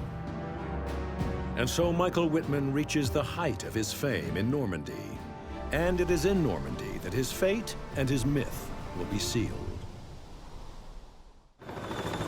August 8th, 1944, 2 months after Villers-Bocage. Michael Wittmann is now a captain and acting commander of his battalion. Yet as Wittmann's career soars, Hitler's army in Normandy is headed towards destruction. Now the Allies launch a decisive punch, codenamed Operation Totalize. British and Canadian armor storms along the Caen-Falaise road, smashing 14 kilometers through the German lines towards the village of Sinto. As 300 Allied tanks bear down on Sinto, the 12th SS Panzer Division is ordered to bar their advance. With the remnants of the heavily outnumbered division is Captain Michael Wittmann, with a small group of Tiger tanks. The division's leader, Colonel Kurt Mayer, now orders an immediate counterattack. Wittmann's Tigers were standing ready behind a hedge east of Sinto. We had to risk the attack in order to win time. It was almost suicidal for the Germans to mount that attack, but this was their system. If they were hit, they would hit back immediately. Wittmann is in reserve, but he insists on leading the attack. Michael said to me, I must be in the attack myself, for the other officers can barely cope. Kurt Mayer knows the situation is hopeless. I shook Michael Wittmann's hand. Michael laughed his youthful laugh and climbed into his Tiger. And so Michael Wittmann sets off on the attack. Just 8 German tanks advancing against 300 Allied tanks. I don't think Wittmann is exactly a fatalist. I don't think that he just figured that he was going to die, maybe this was the best place to do it. Wittmann and probably his crew didn't think so much about their own personal safety as the overall war effort. What Wittmann doesn't know is there is a hidden danger waiting for him on either side of the Caen-Falaise road. British tanks of the Northamptonshire Yeomanry are lying in wait in the woods to his right. Canadian tanks of the Sherbrooke Fusiliers are hidden behind a wall to his left. We drove off, Michael right of the road and I left of the road. Approximately 800 meters to Michael's right, there was a small wood, which looked suspicious. British tanks hidden in the woods observe Wittmann. There were certainly four Tigers, which came down on what would have been our side of the main road. The Canadians of the Sherbrooks were, as far as I can see, actually much nearer, but they were on the other side of the main road. The Canadian tanks are hidden from Wittmann's view behind a long chateau wall. We sneaked up right beside a brick wall and got in reasonable cover. Just hit the wall just enough that you could get your gun, that you could move it sufficiently. I could see on the right the first German tanks came out from Sinzo. Right away, I can remember the wireless net becoming active. I can see them, I can see them. I saw these tigers come in, across in front of us, about 1,200 yards away. My tank commander, he said, well, wait till they get to about 800 yards. We drove about 1 to 1.5 kilometers. I was now starting to get a bit itchy. The Allies not only have the element of surprise, they have a new tank, the Sherman Firefly. The Firefly, upgunned with a powerful 17-pounder cannon, is able to penetrate 130 millimeters of steel. Enough for even the thickest armor on a Tiger. For the first time, we realized that we now had a tank which was equal to the Tiger. Wittmann's Tigers are now in the kill zone. With my eyes, I could see the tank closest to the road, about 200 yards, I guess. The tank commander said, advance driver, and we pull out of cover. As we pull out of cover, he says, target the rear Tiger. I fired. We began taking heavy fire, and then I received a radio message from Michael. Achtung! Achtung! Von rechts! I'd look round at the second tank. I fired one shot at the second tank. The loader reloads. Again, fired when ready. 3 of the 4 Tigers are now knocked out. Wittmann's tank moves on alone.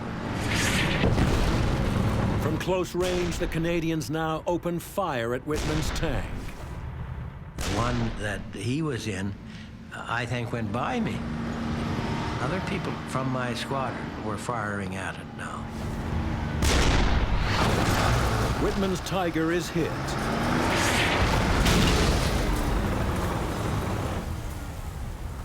When I got to within 300 meters of Michael's Tiger, flames suddenly shot from the tank.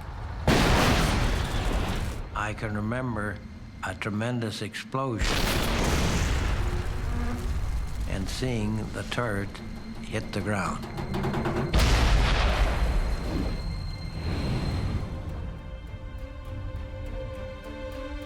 August 8th, 1944.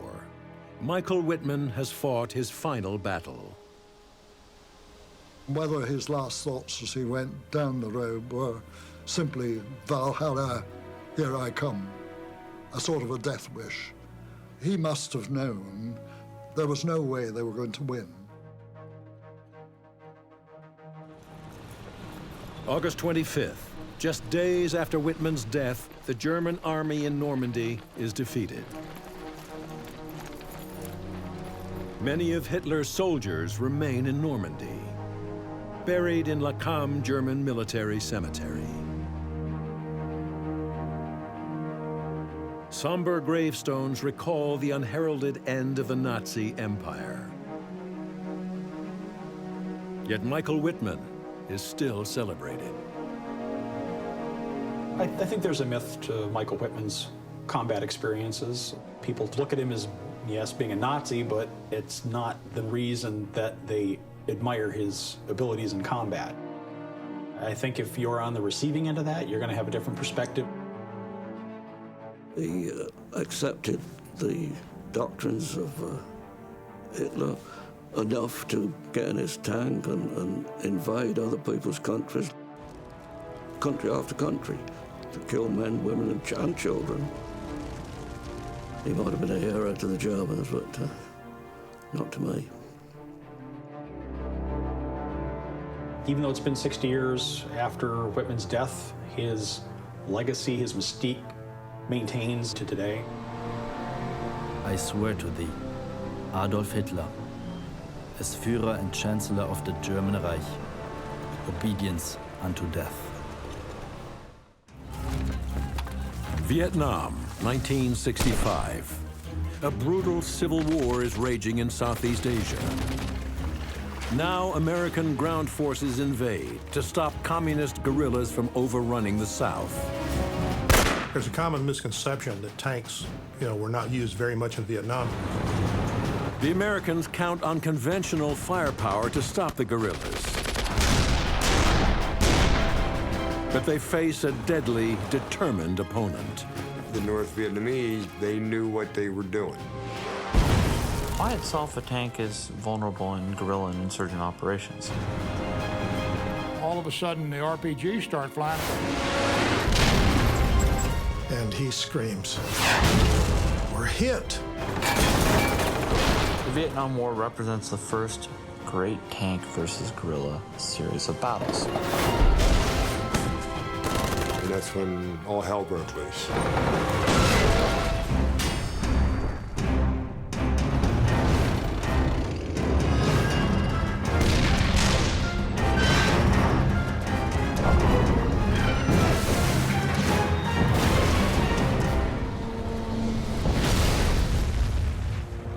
Vietnam, Southeast Asia. Today, it is a prosperous and peaceful nation. And in every city and town are images of Ho Chi Minh. They remind its people of the man who sought to create an independent country during decades of terrible fighting, in which millions of Vietnamese died. Throughout Vietnam are many remnants of that deadly past. War cemeteries, unexploded bombs and shells, and long-abandoned American tanks. In early 1965, the United States makes the fateful decision to send ground troops to Vietnam as tensions rise between the American-backed regime in the South and the Communist North, led by Ho Chi Minh. March 8, 1965. An expeditionary force of 3,500 Marines lands at Da Nang. Its mission is to defeat the North Vietnamese, who are on the verge of overrunning South Vietnam.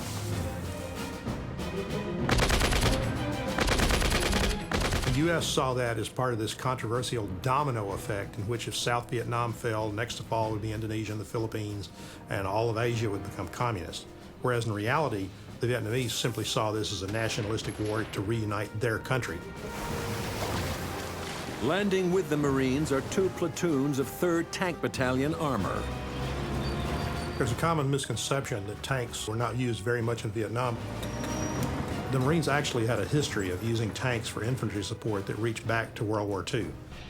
There's no real way to carry a large cannon around the battlefield, for direct fire infantry support, except a tank. Infantry support in Vietnam will be provided by the M48 tank. The M48A3 Patton tank boasts a high-velocity 90mm main gun, 110 millimeters of frontal armor, and a top speed of 45 kilometers per hour. The M48 was designed for tank-on-tank action. The goal of the American Tank Force in the 1960s was, in effect, to destroy Soviet tanks. The Americans are prepared for head-to-head combat with the Russians. But in Vietnam, their tanks face a different kind of enemy. The Viet Cong, or VC. The Viet Cong was a local guerrilla force, intimately familiar with the area. Their specialization was infiltration, ambushes, The initial role of tanks in Vietnam is to protect U.S. air bases. Because the original commitment of the U.S. in Vietnam was to base aircraft in South Vietnam for airstrikes across into North Vietnam. As the VCs step up their attacks against the air bases, U.S. Commander William Westmoreland adopts a new strategy. Westmoreland was a World War II general with a World War II mentality. And his goal, as he saw it, was to bring the Vietnamese to a conventional battle in which they could be destroyed by conventional firepower, in which the U.S. excelled, of course. He launches the first major American ground offensive of the war, Operation Starlight. Intelligence indicated formations massing for additional attacks against airfields. So the idea was to go in and break these up. Operation Starlight involves a preemptive strike against Viet Cong guerrillas who threaten the vital airbase at Chu Lai. The Viet Cong have 1,500 men, armed with hundreds of light anti-tank weapons. Against the VC, the Americans deploy an initial force of over 3,000 Marines, supported by a dozen tanks. August 18th, 1965. Marine tanks head inland to seek out the enemy. Confidence in the mission is high. That's what we're there for. We're all excited to be going to war. As the fighting rages, Marines in the field are soon in need of supplies. And tanks from the 1st Tank Battalion are called in. We were going to provide security for 5 Amtraks that were loaded with sea rations and water. And we were to deliver those sea rations and water to our troops. But the American commanders make a crucial error. Supply Column 21 heads off without any infantry support. By itself, a tank is vulnerable in guerrilla and insurgent operations. To make a tank less vulnerable, one has to surround it with protective infantry. Infantry support can deter an enemy from getting too close to the tanks. Because a tank is relatively blind, if you can get up close to it, you can actually, deploy a number of anti-tank weapons. As the convoy advances deeper into the jungle, it finds itself on a small trail. The nature of the terrain restricted the movement of tanks. Hundreds of VC guerrillas seize the opportunity to close in on the isolated convoy.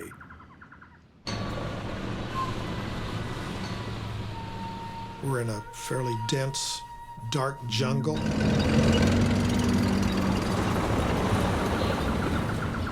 It wasn't very long that we were now taking small arms fire. You'd see muzzle flashes. We listened to the thwack, thwack, thwack of small arms fire hitting our tank. I was terrified. I couldn't see very well. It's like being in a paper bag with a little bitty pinhole to see out of, and you know there's bad stuff out there.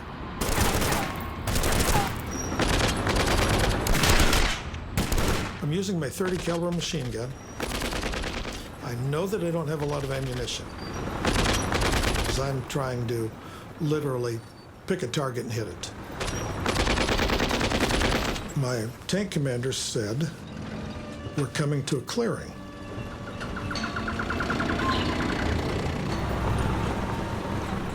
I'm looking across a sunny opening. I'm looking at a rice paddy.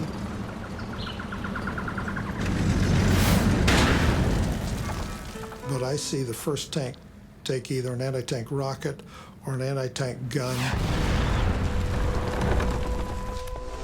The Viet Cong have sprung a trap, a maneuver ambush. The maneuver ambush involves taking out the lead tank in a convoy, then the rear tank, then targeting the rest of the immobilized column. The first stage has worked. The lead tank has been halted. Military warfare training tells you we're next.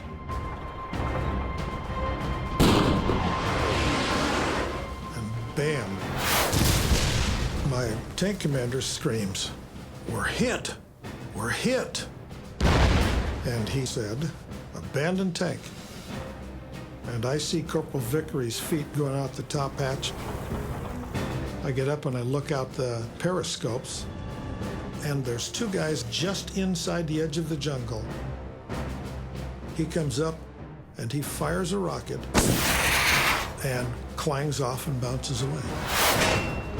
I turn back and look, and I can't get the gun down on him. He's too close to get down over the fenders. The Viet Cong had a tactic known as hugging their enemy's belt.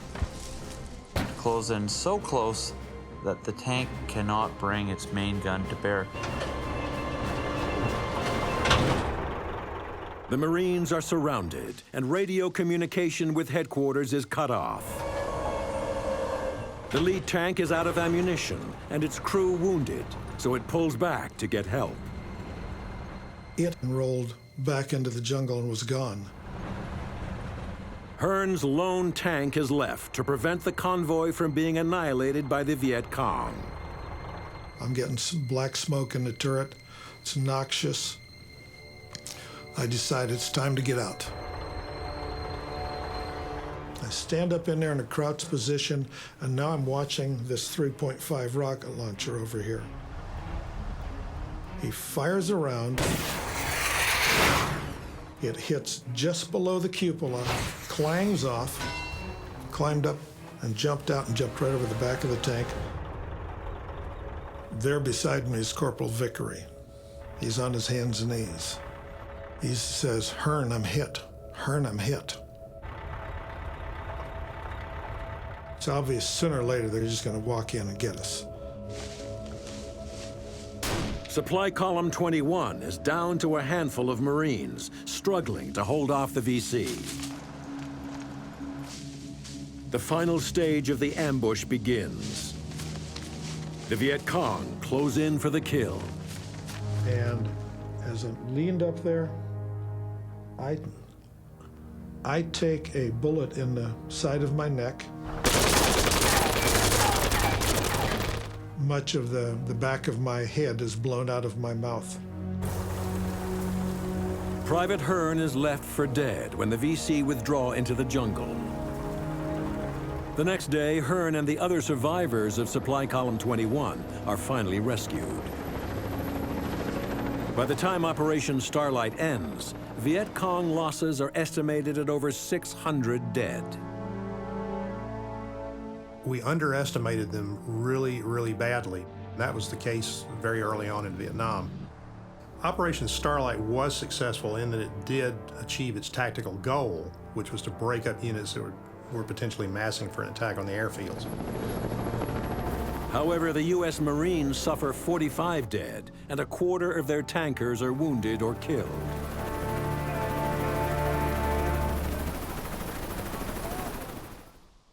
(1967).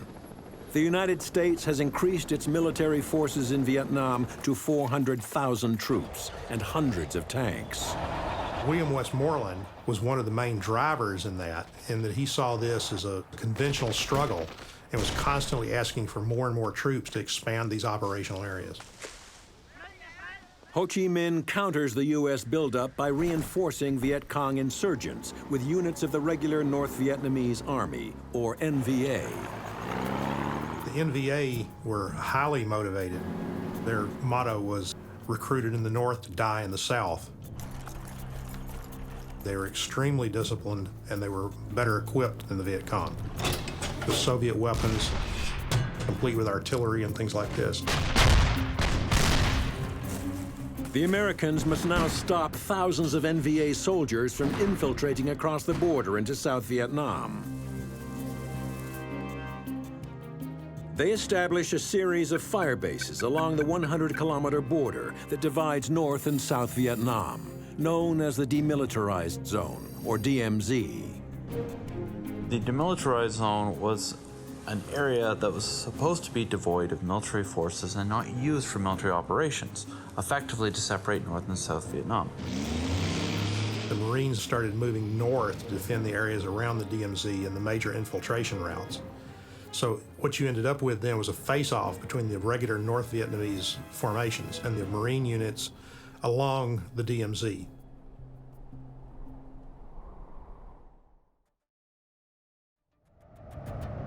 Near the eastern end of the border is the Giao Linh Fire Base. It is protected by 5 M48s from the Marines' 3rd Tank Battalion. As the U.S. began to establish a more far-flung network of bases, particularly along the DMZ, one of the things that would happen is they were subject to constant attacks by the NVA. There was one time up at Giao Linh where we were getting hammered by artillery fire, more so than usual. Incoming was constant. One of the chronic problems they faced was that the North Vietnamese artillery, the Soviet-made artillery, outranged even the larger American artillery. And frequently the tank cannons were the only things that could reply to that fire at extremely long ranges. My tank commander came to us one morning and said, "Oh, we've got a crazy mission." And he said, "We're going to take our tank and one other tank, and we're going to run into North Vietnam. We're going to run through the DMZ." Both forces were to remain outside and not operate within. But they were somewhat selective in their adherence to the treaty. There were crack regiments of NVA in the area.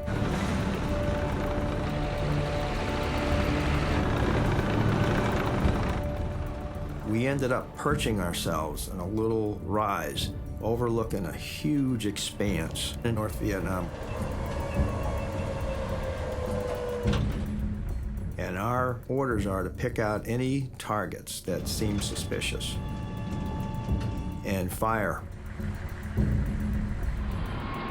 Now, the 90mm cannon was frequently used for harassment and interdiction fire, where you would fire at long ranges against a fixed target that could not necessarily be hit by artillery or air power.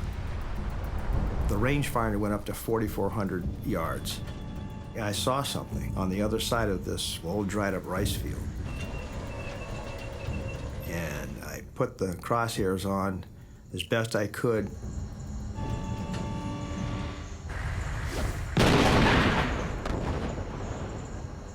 And it landed well short. So I raised the crosshairs up and took another shot. And the second round or so hit.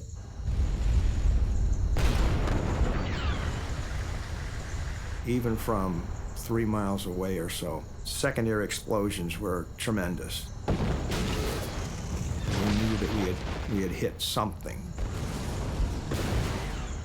We were there for maybe 3 minutes, turned around and hightailed it back to Giao Linh.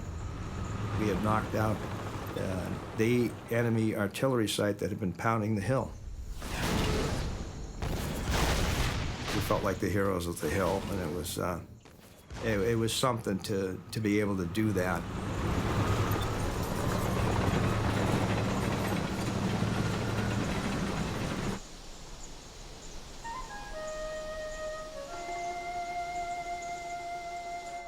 July 2nd, 1967.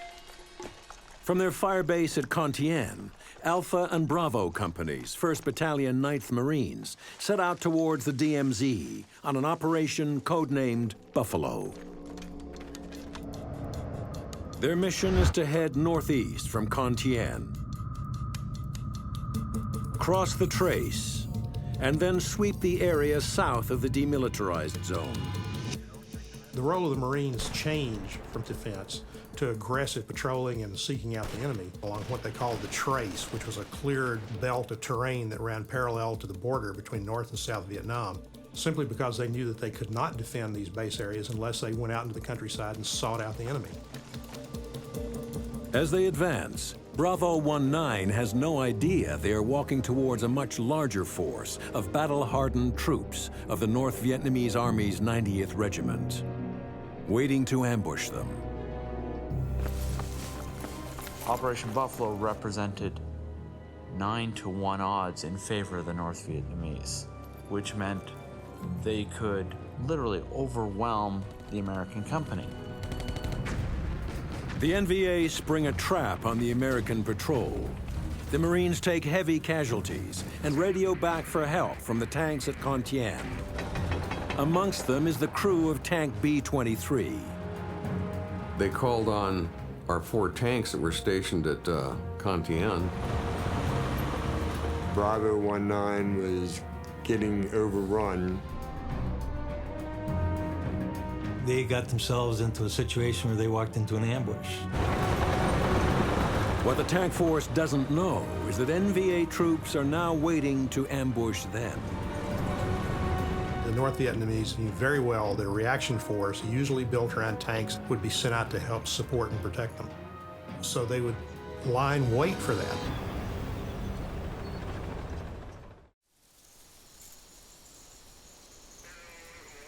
The beleaguered Marines of Bravo 19 have taken heavy casualties when the tanks arrive. We got to the troops that were still left. We were taking dead and severely wounded, throwing them on the tank.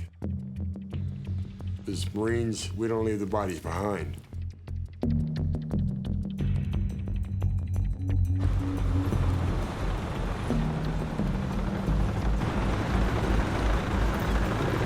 The North Vietnamese, they knew what they were doing.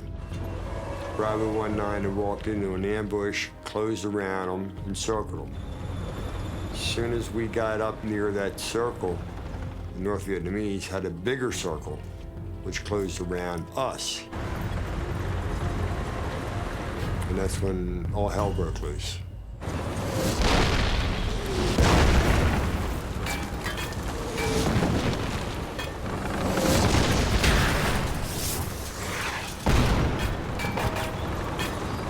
Operation Buffalo represents perhaps an inefficient number of tanks to truly make the difference against a much larger force. Incoming artillery and mortars started dropping all over us.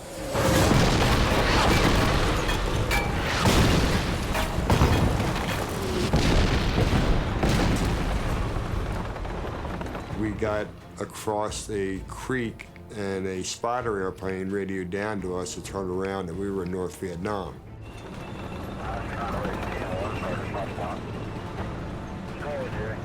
We just went in, swung around, and came back. That's when my tank hit a mine. But when a mine goes off, you're jerked up and down. You're taking a 52-ton tank, which is a lot of weight, and blowing it up in the air probably 2-3 foot. And it blew off a couple road wheels and the track.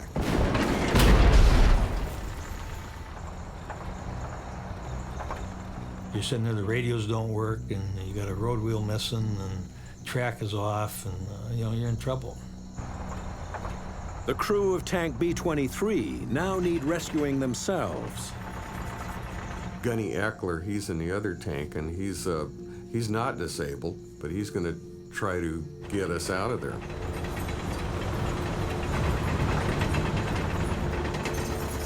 I'd attach a tow cable, which is probably a 2-inch thick steel cable from tank to tank. Gunny started dragging us out, and I remember being in that driver's hatch, the heat coming off of that engine, off the other tank was just, I thought I was gonna be cooked alive.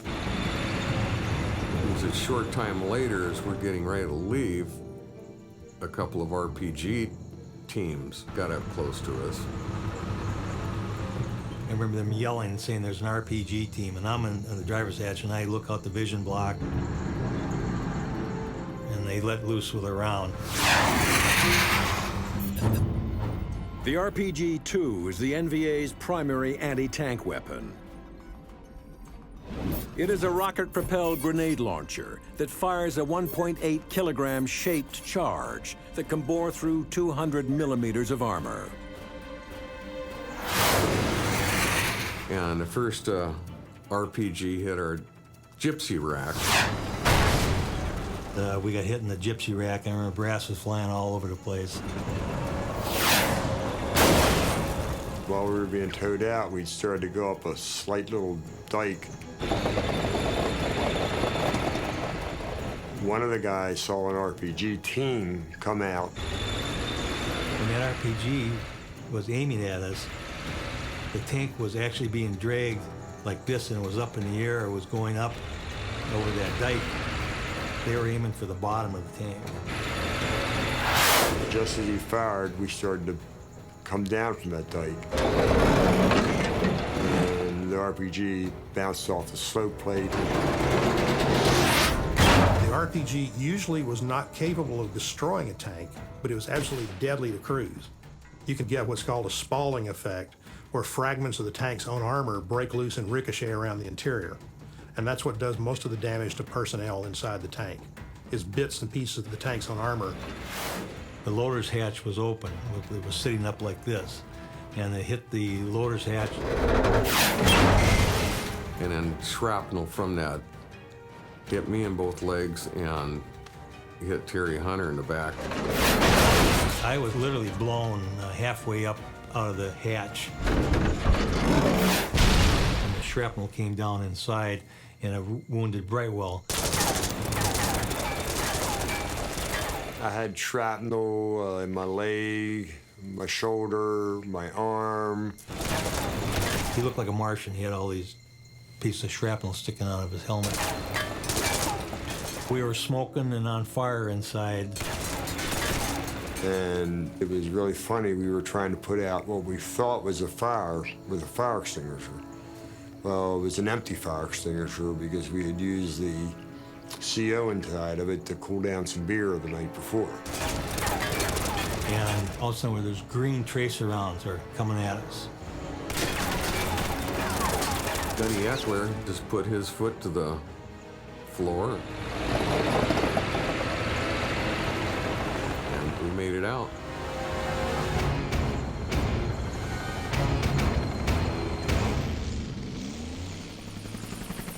Made it out to the landing zone. Later on, 3 of my crew members, including myself, were medevaced to Cameron Bay Hospital. During the first day of Operation Buffalo, at least 55 North Vietnamese soldiers are killed.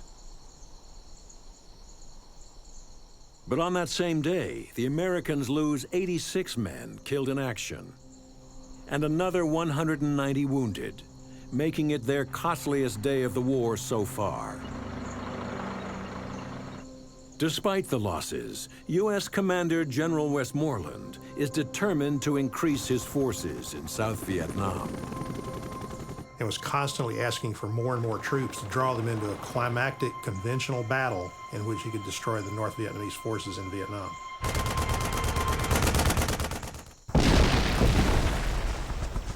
January 1968. The North Vietnamese have their own plan to escalate the war. The Communists launch a New Year or Tet offensive, simultaneously attacking over 100 cities, towns, and villages throughout South Vietnam. Major Tet offensive in early 1968 was that trigger for what they saw as the potential uprising in which they would finally throw out the invaders. Tet is a major setback for the U.S. war in South Vietnam. It did provide a political tipping point because it turned American public opinion against the war. The American public, and increasingly the political leaders, no longer saw it as a winnable war. After weeks of vicious fighting, the offensive is crushed. Tet was an absolute disaster for the Viet Cong because these units were exposed to American and South Vietnamese firepower. A lot of them were wiped out. There was no alternative for the communists but to send down increasing numbers of units that had been raised and equipped in the north, regular units of the North Vietnamese Army, equipped with more sophisticated anti-tank weapons, and it was just a fundamental change in the nature of the war to a more conventional war against the North Vietnamese Army. 1968 is turning out to be the bloodiest year of the war.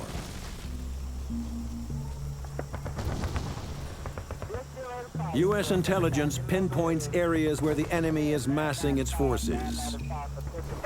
One of these is Go Noi Island, where the NVA has a divisional headquarters. They would come in and establish secure areas from which they could make forays and attacks against the surrounding areas. And one of those was Go Noi Island, which was the objective of Operation Allen Brook. Go Noi is 24 kilometers south of Da Nang, surrounded by two rivers and bisected by an old railroad bridge. May 4th, 1968. The Americans send a Marine force to eliminate the enemy entrenched on Go Noi, including M48s from the 1st and 5th Tank Battalions. At the head of the armored column is the crew of Tank B-24. We moved across onto the island, and within hours, the infantry that we were supporting started taking fire and taking heavy fire. We encountered small arms, machine gun fire, mortar attack. The communists were taking full advantage of knowing the terrain on which they were fighting and being able to choose where they would fight. The heavy machine gun fire from the 51 caliber Russian machine guns were shooting a tremendous volume of fire at the helicopters, and we decided it was very unsafe for them to come in, and so we actually had to the first 4 or 5 days without resupply. That meant they were going to run out of food, they were running out of water, and of course we were certainly running out of ammunition. To get supplies for the main force, the crew of Tank B-24 lead 3 M48s and 2 Amtraks back to their base. So that morning, on the 6th day, I was forming a column.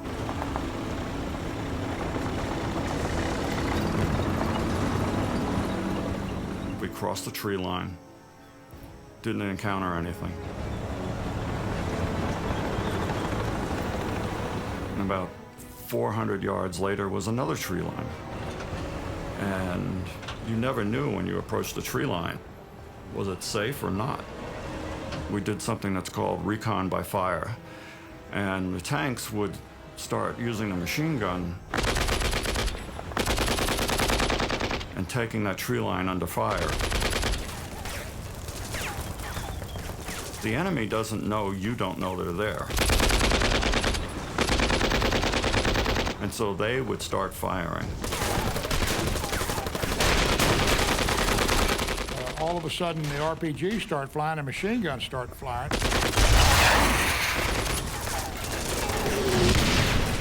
We were taking a lot of fire. We effectively had been ambushed. And we started to return fire immediately. We're firing the cannon, firing a lot of cannon rounds.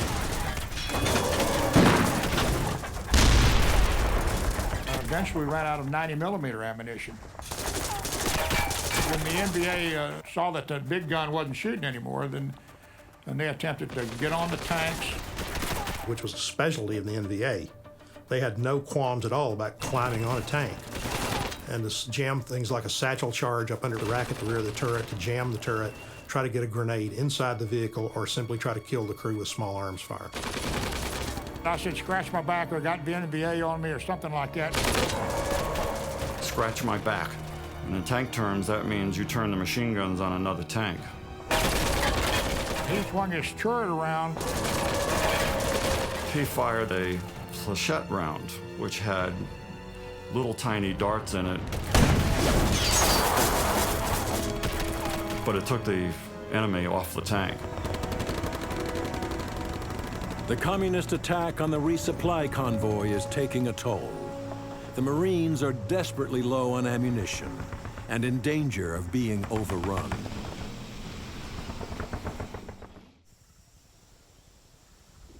A break in the fighting finally allows a helicopter to land. That afternoon, a helicopter tried to come in to pick up the dead. As the American chopper approaches, the enemy watches and waits.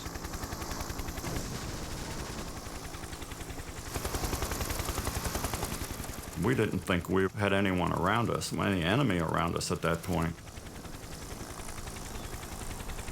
They just started to get off the ground when all hell opened up.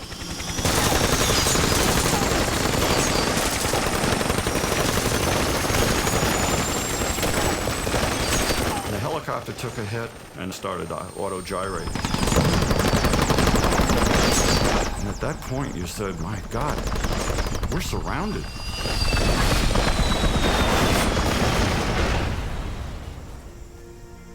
The Marines are ordered to protect the downed chopper so it can be salvaged and not fall into enemy hands. So they said, well, stay with the chopper that night. So we set a 360 up. It was starting to get dark. We knew we were going to get hit that night. There was no question in our minds. The NVA used a number of techniques that we might consider psychological warfare. The main one was to present the image that they owned the countryside and the night. This meant that any American force out in the countryside could reasonably expect to have a series of probes and attacks throughout the night, deny them rest, and to keep them on edge throughout the time. We're sitting there watching NVA that was probably 50 yards away from us. A young Marine came over and said, hey Sarge, there's people in front of your tank with rockets. And I said, well, start shooting them.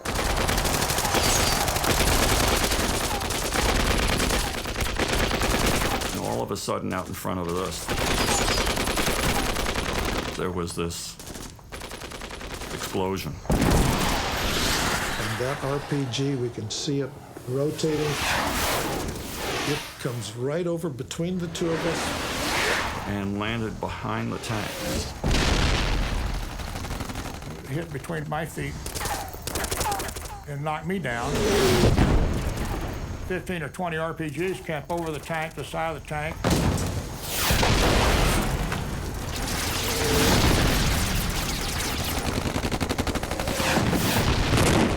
I'm now down inside the tank.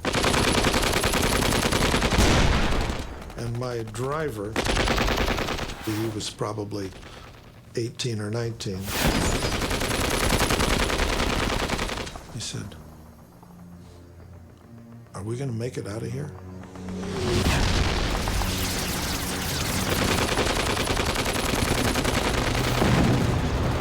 But the North Vietnamese again break off their attack, disappearing into the night and thousands of hidden tunnels that crisscross Go Noi Island.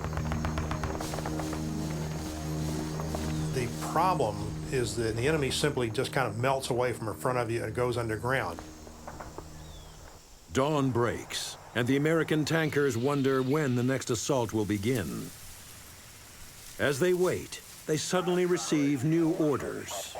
The morning after the ambush, we were ordered to destroy the helicopter that we had guarded the night before. U.S. commanders determined that another air rescue is too dangerous. Not wanting to leave anything the NVA can use, the Marines are ordered to destroy the chopper. I said, blow the helicopter in place and move back towards the Liberty Bridge.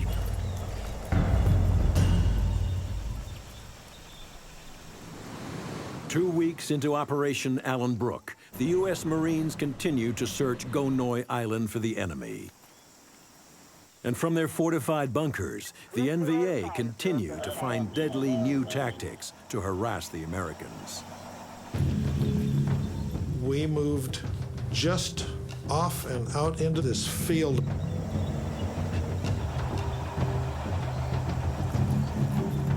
As we did that, the infantry platoon leader called in an artillery strike.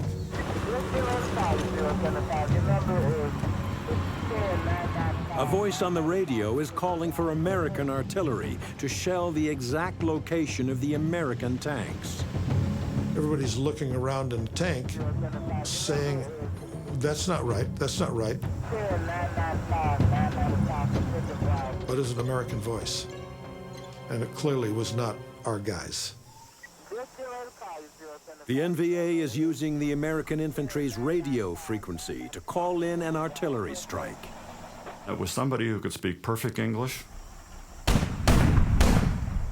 knew our frequencies, knew how to call in artillery. And in 15 seconds, we've got 105 millimeter cannon shells, artillery shells, dropping right amongst us. It's landing in our perimeter. We now are under barrage from our own artillery. When the Vietnamese communists could set the time and place of battle, they tended to be a step ahead.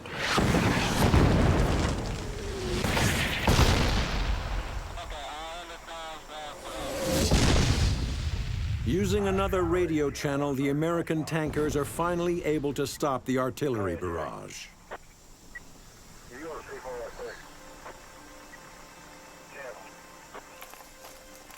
As I understand, we lost 70 Marines, either killed or seriously wounded, in that attack.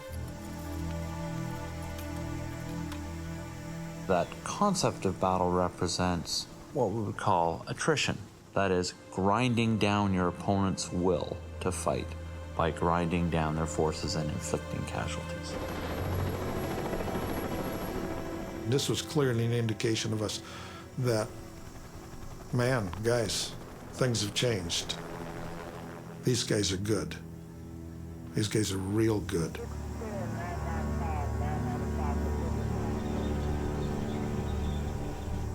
The Marines are ordered to pull back to the western end of Gonoy Island.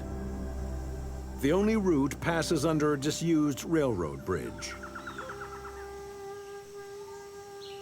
And the North Vietnamese would certainly know there was only one way out of there.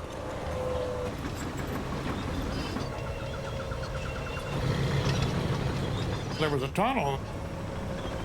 The opening is just wide enough for a tank and 3 or 4 feet on each side.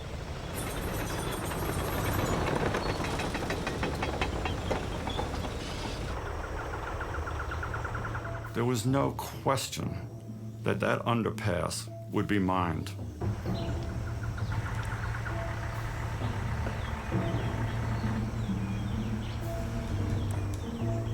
U.S. military developed a very healthy respect for the creativity, ingenuity, and lengths to which the North Vietnamese army would go to inflict casualties upon them. The infantry called in engineers who had mine detectors and what have you, and they probed the entire area under the bridge. They swept through, got to the other side, and discovered nothing. Staff Sergeant Abisi said, "No, I don't believe that. Check again." I had them sweep it 4 or 5 times. I know there's a mine there. Oh, no, it's all clear. So I said, well, I'm not going to go through there. I need my tank for the commands. I took my other section tank. I said, okay, they said it's clear. First tank starts to go through.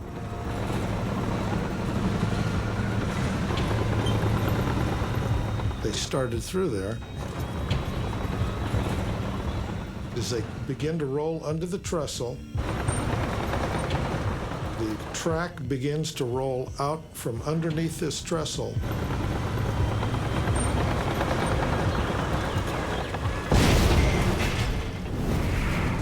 It wasn't a device that was an anti-tank mine that you would expect from the military. This was a homemade thing that was in a wooden box, so it was undetectable, if you will. And that's why the engineers missed it. They came to be called IEDs in later wars. These had the capability of actually lifting a tank into the air and completely destroying it and killing the crew. It killed all 3 of the engineers that had swept in front of us.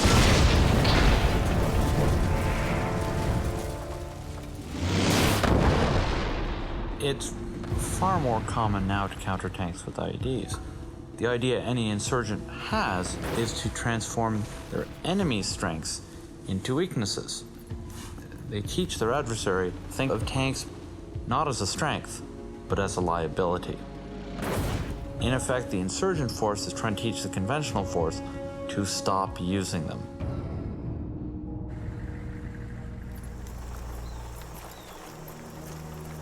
Operation Allen Brook continues until August 1968. Communist losses are heavy, with close to 1,000 dead. By the time it's over, the Marines suffer more than 1,100 casualties. America's appetite for the war is waning.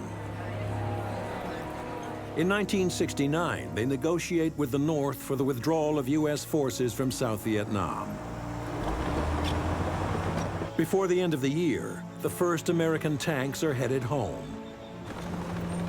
In the end, the mobile firepower of U.S. tanks proves no match for the unconventional tactics of the communists. The Vietnam War represents the first great tank versus guerrilla series of battles. What we can learn about tank warfare coming out of Vietnam was the exact lesson the communist insurgents wanted to teach. That tanks represented a weakness in an insurgency as opposed to a strength. Americans and other foreigners tend to forget that Vietnam has a very long history of resistance to foreign invaders. They were just one more colonial power that was trying to seize control of the country. By 1972, most American forces have withdrawn from South Vietnam. The U.S. loses over 58,000 killed and 300,000 wounded during the war. April 30th, 1975. North Vietnamese tanks smashed down the gates of the presidential palace in Saigon.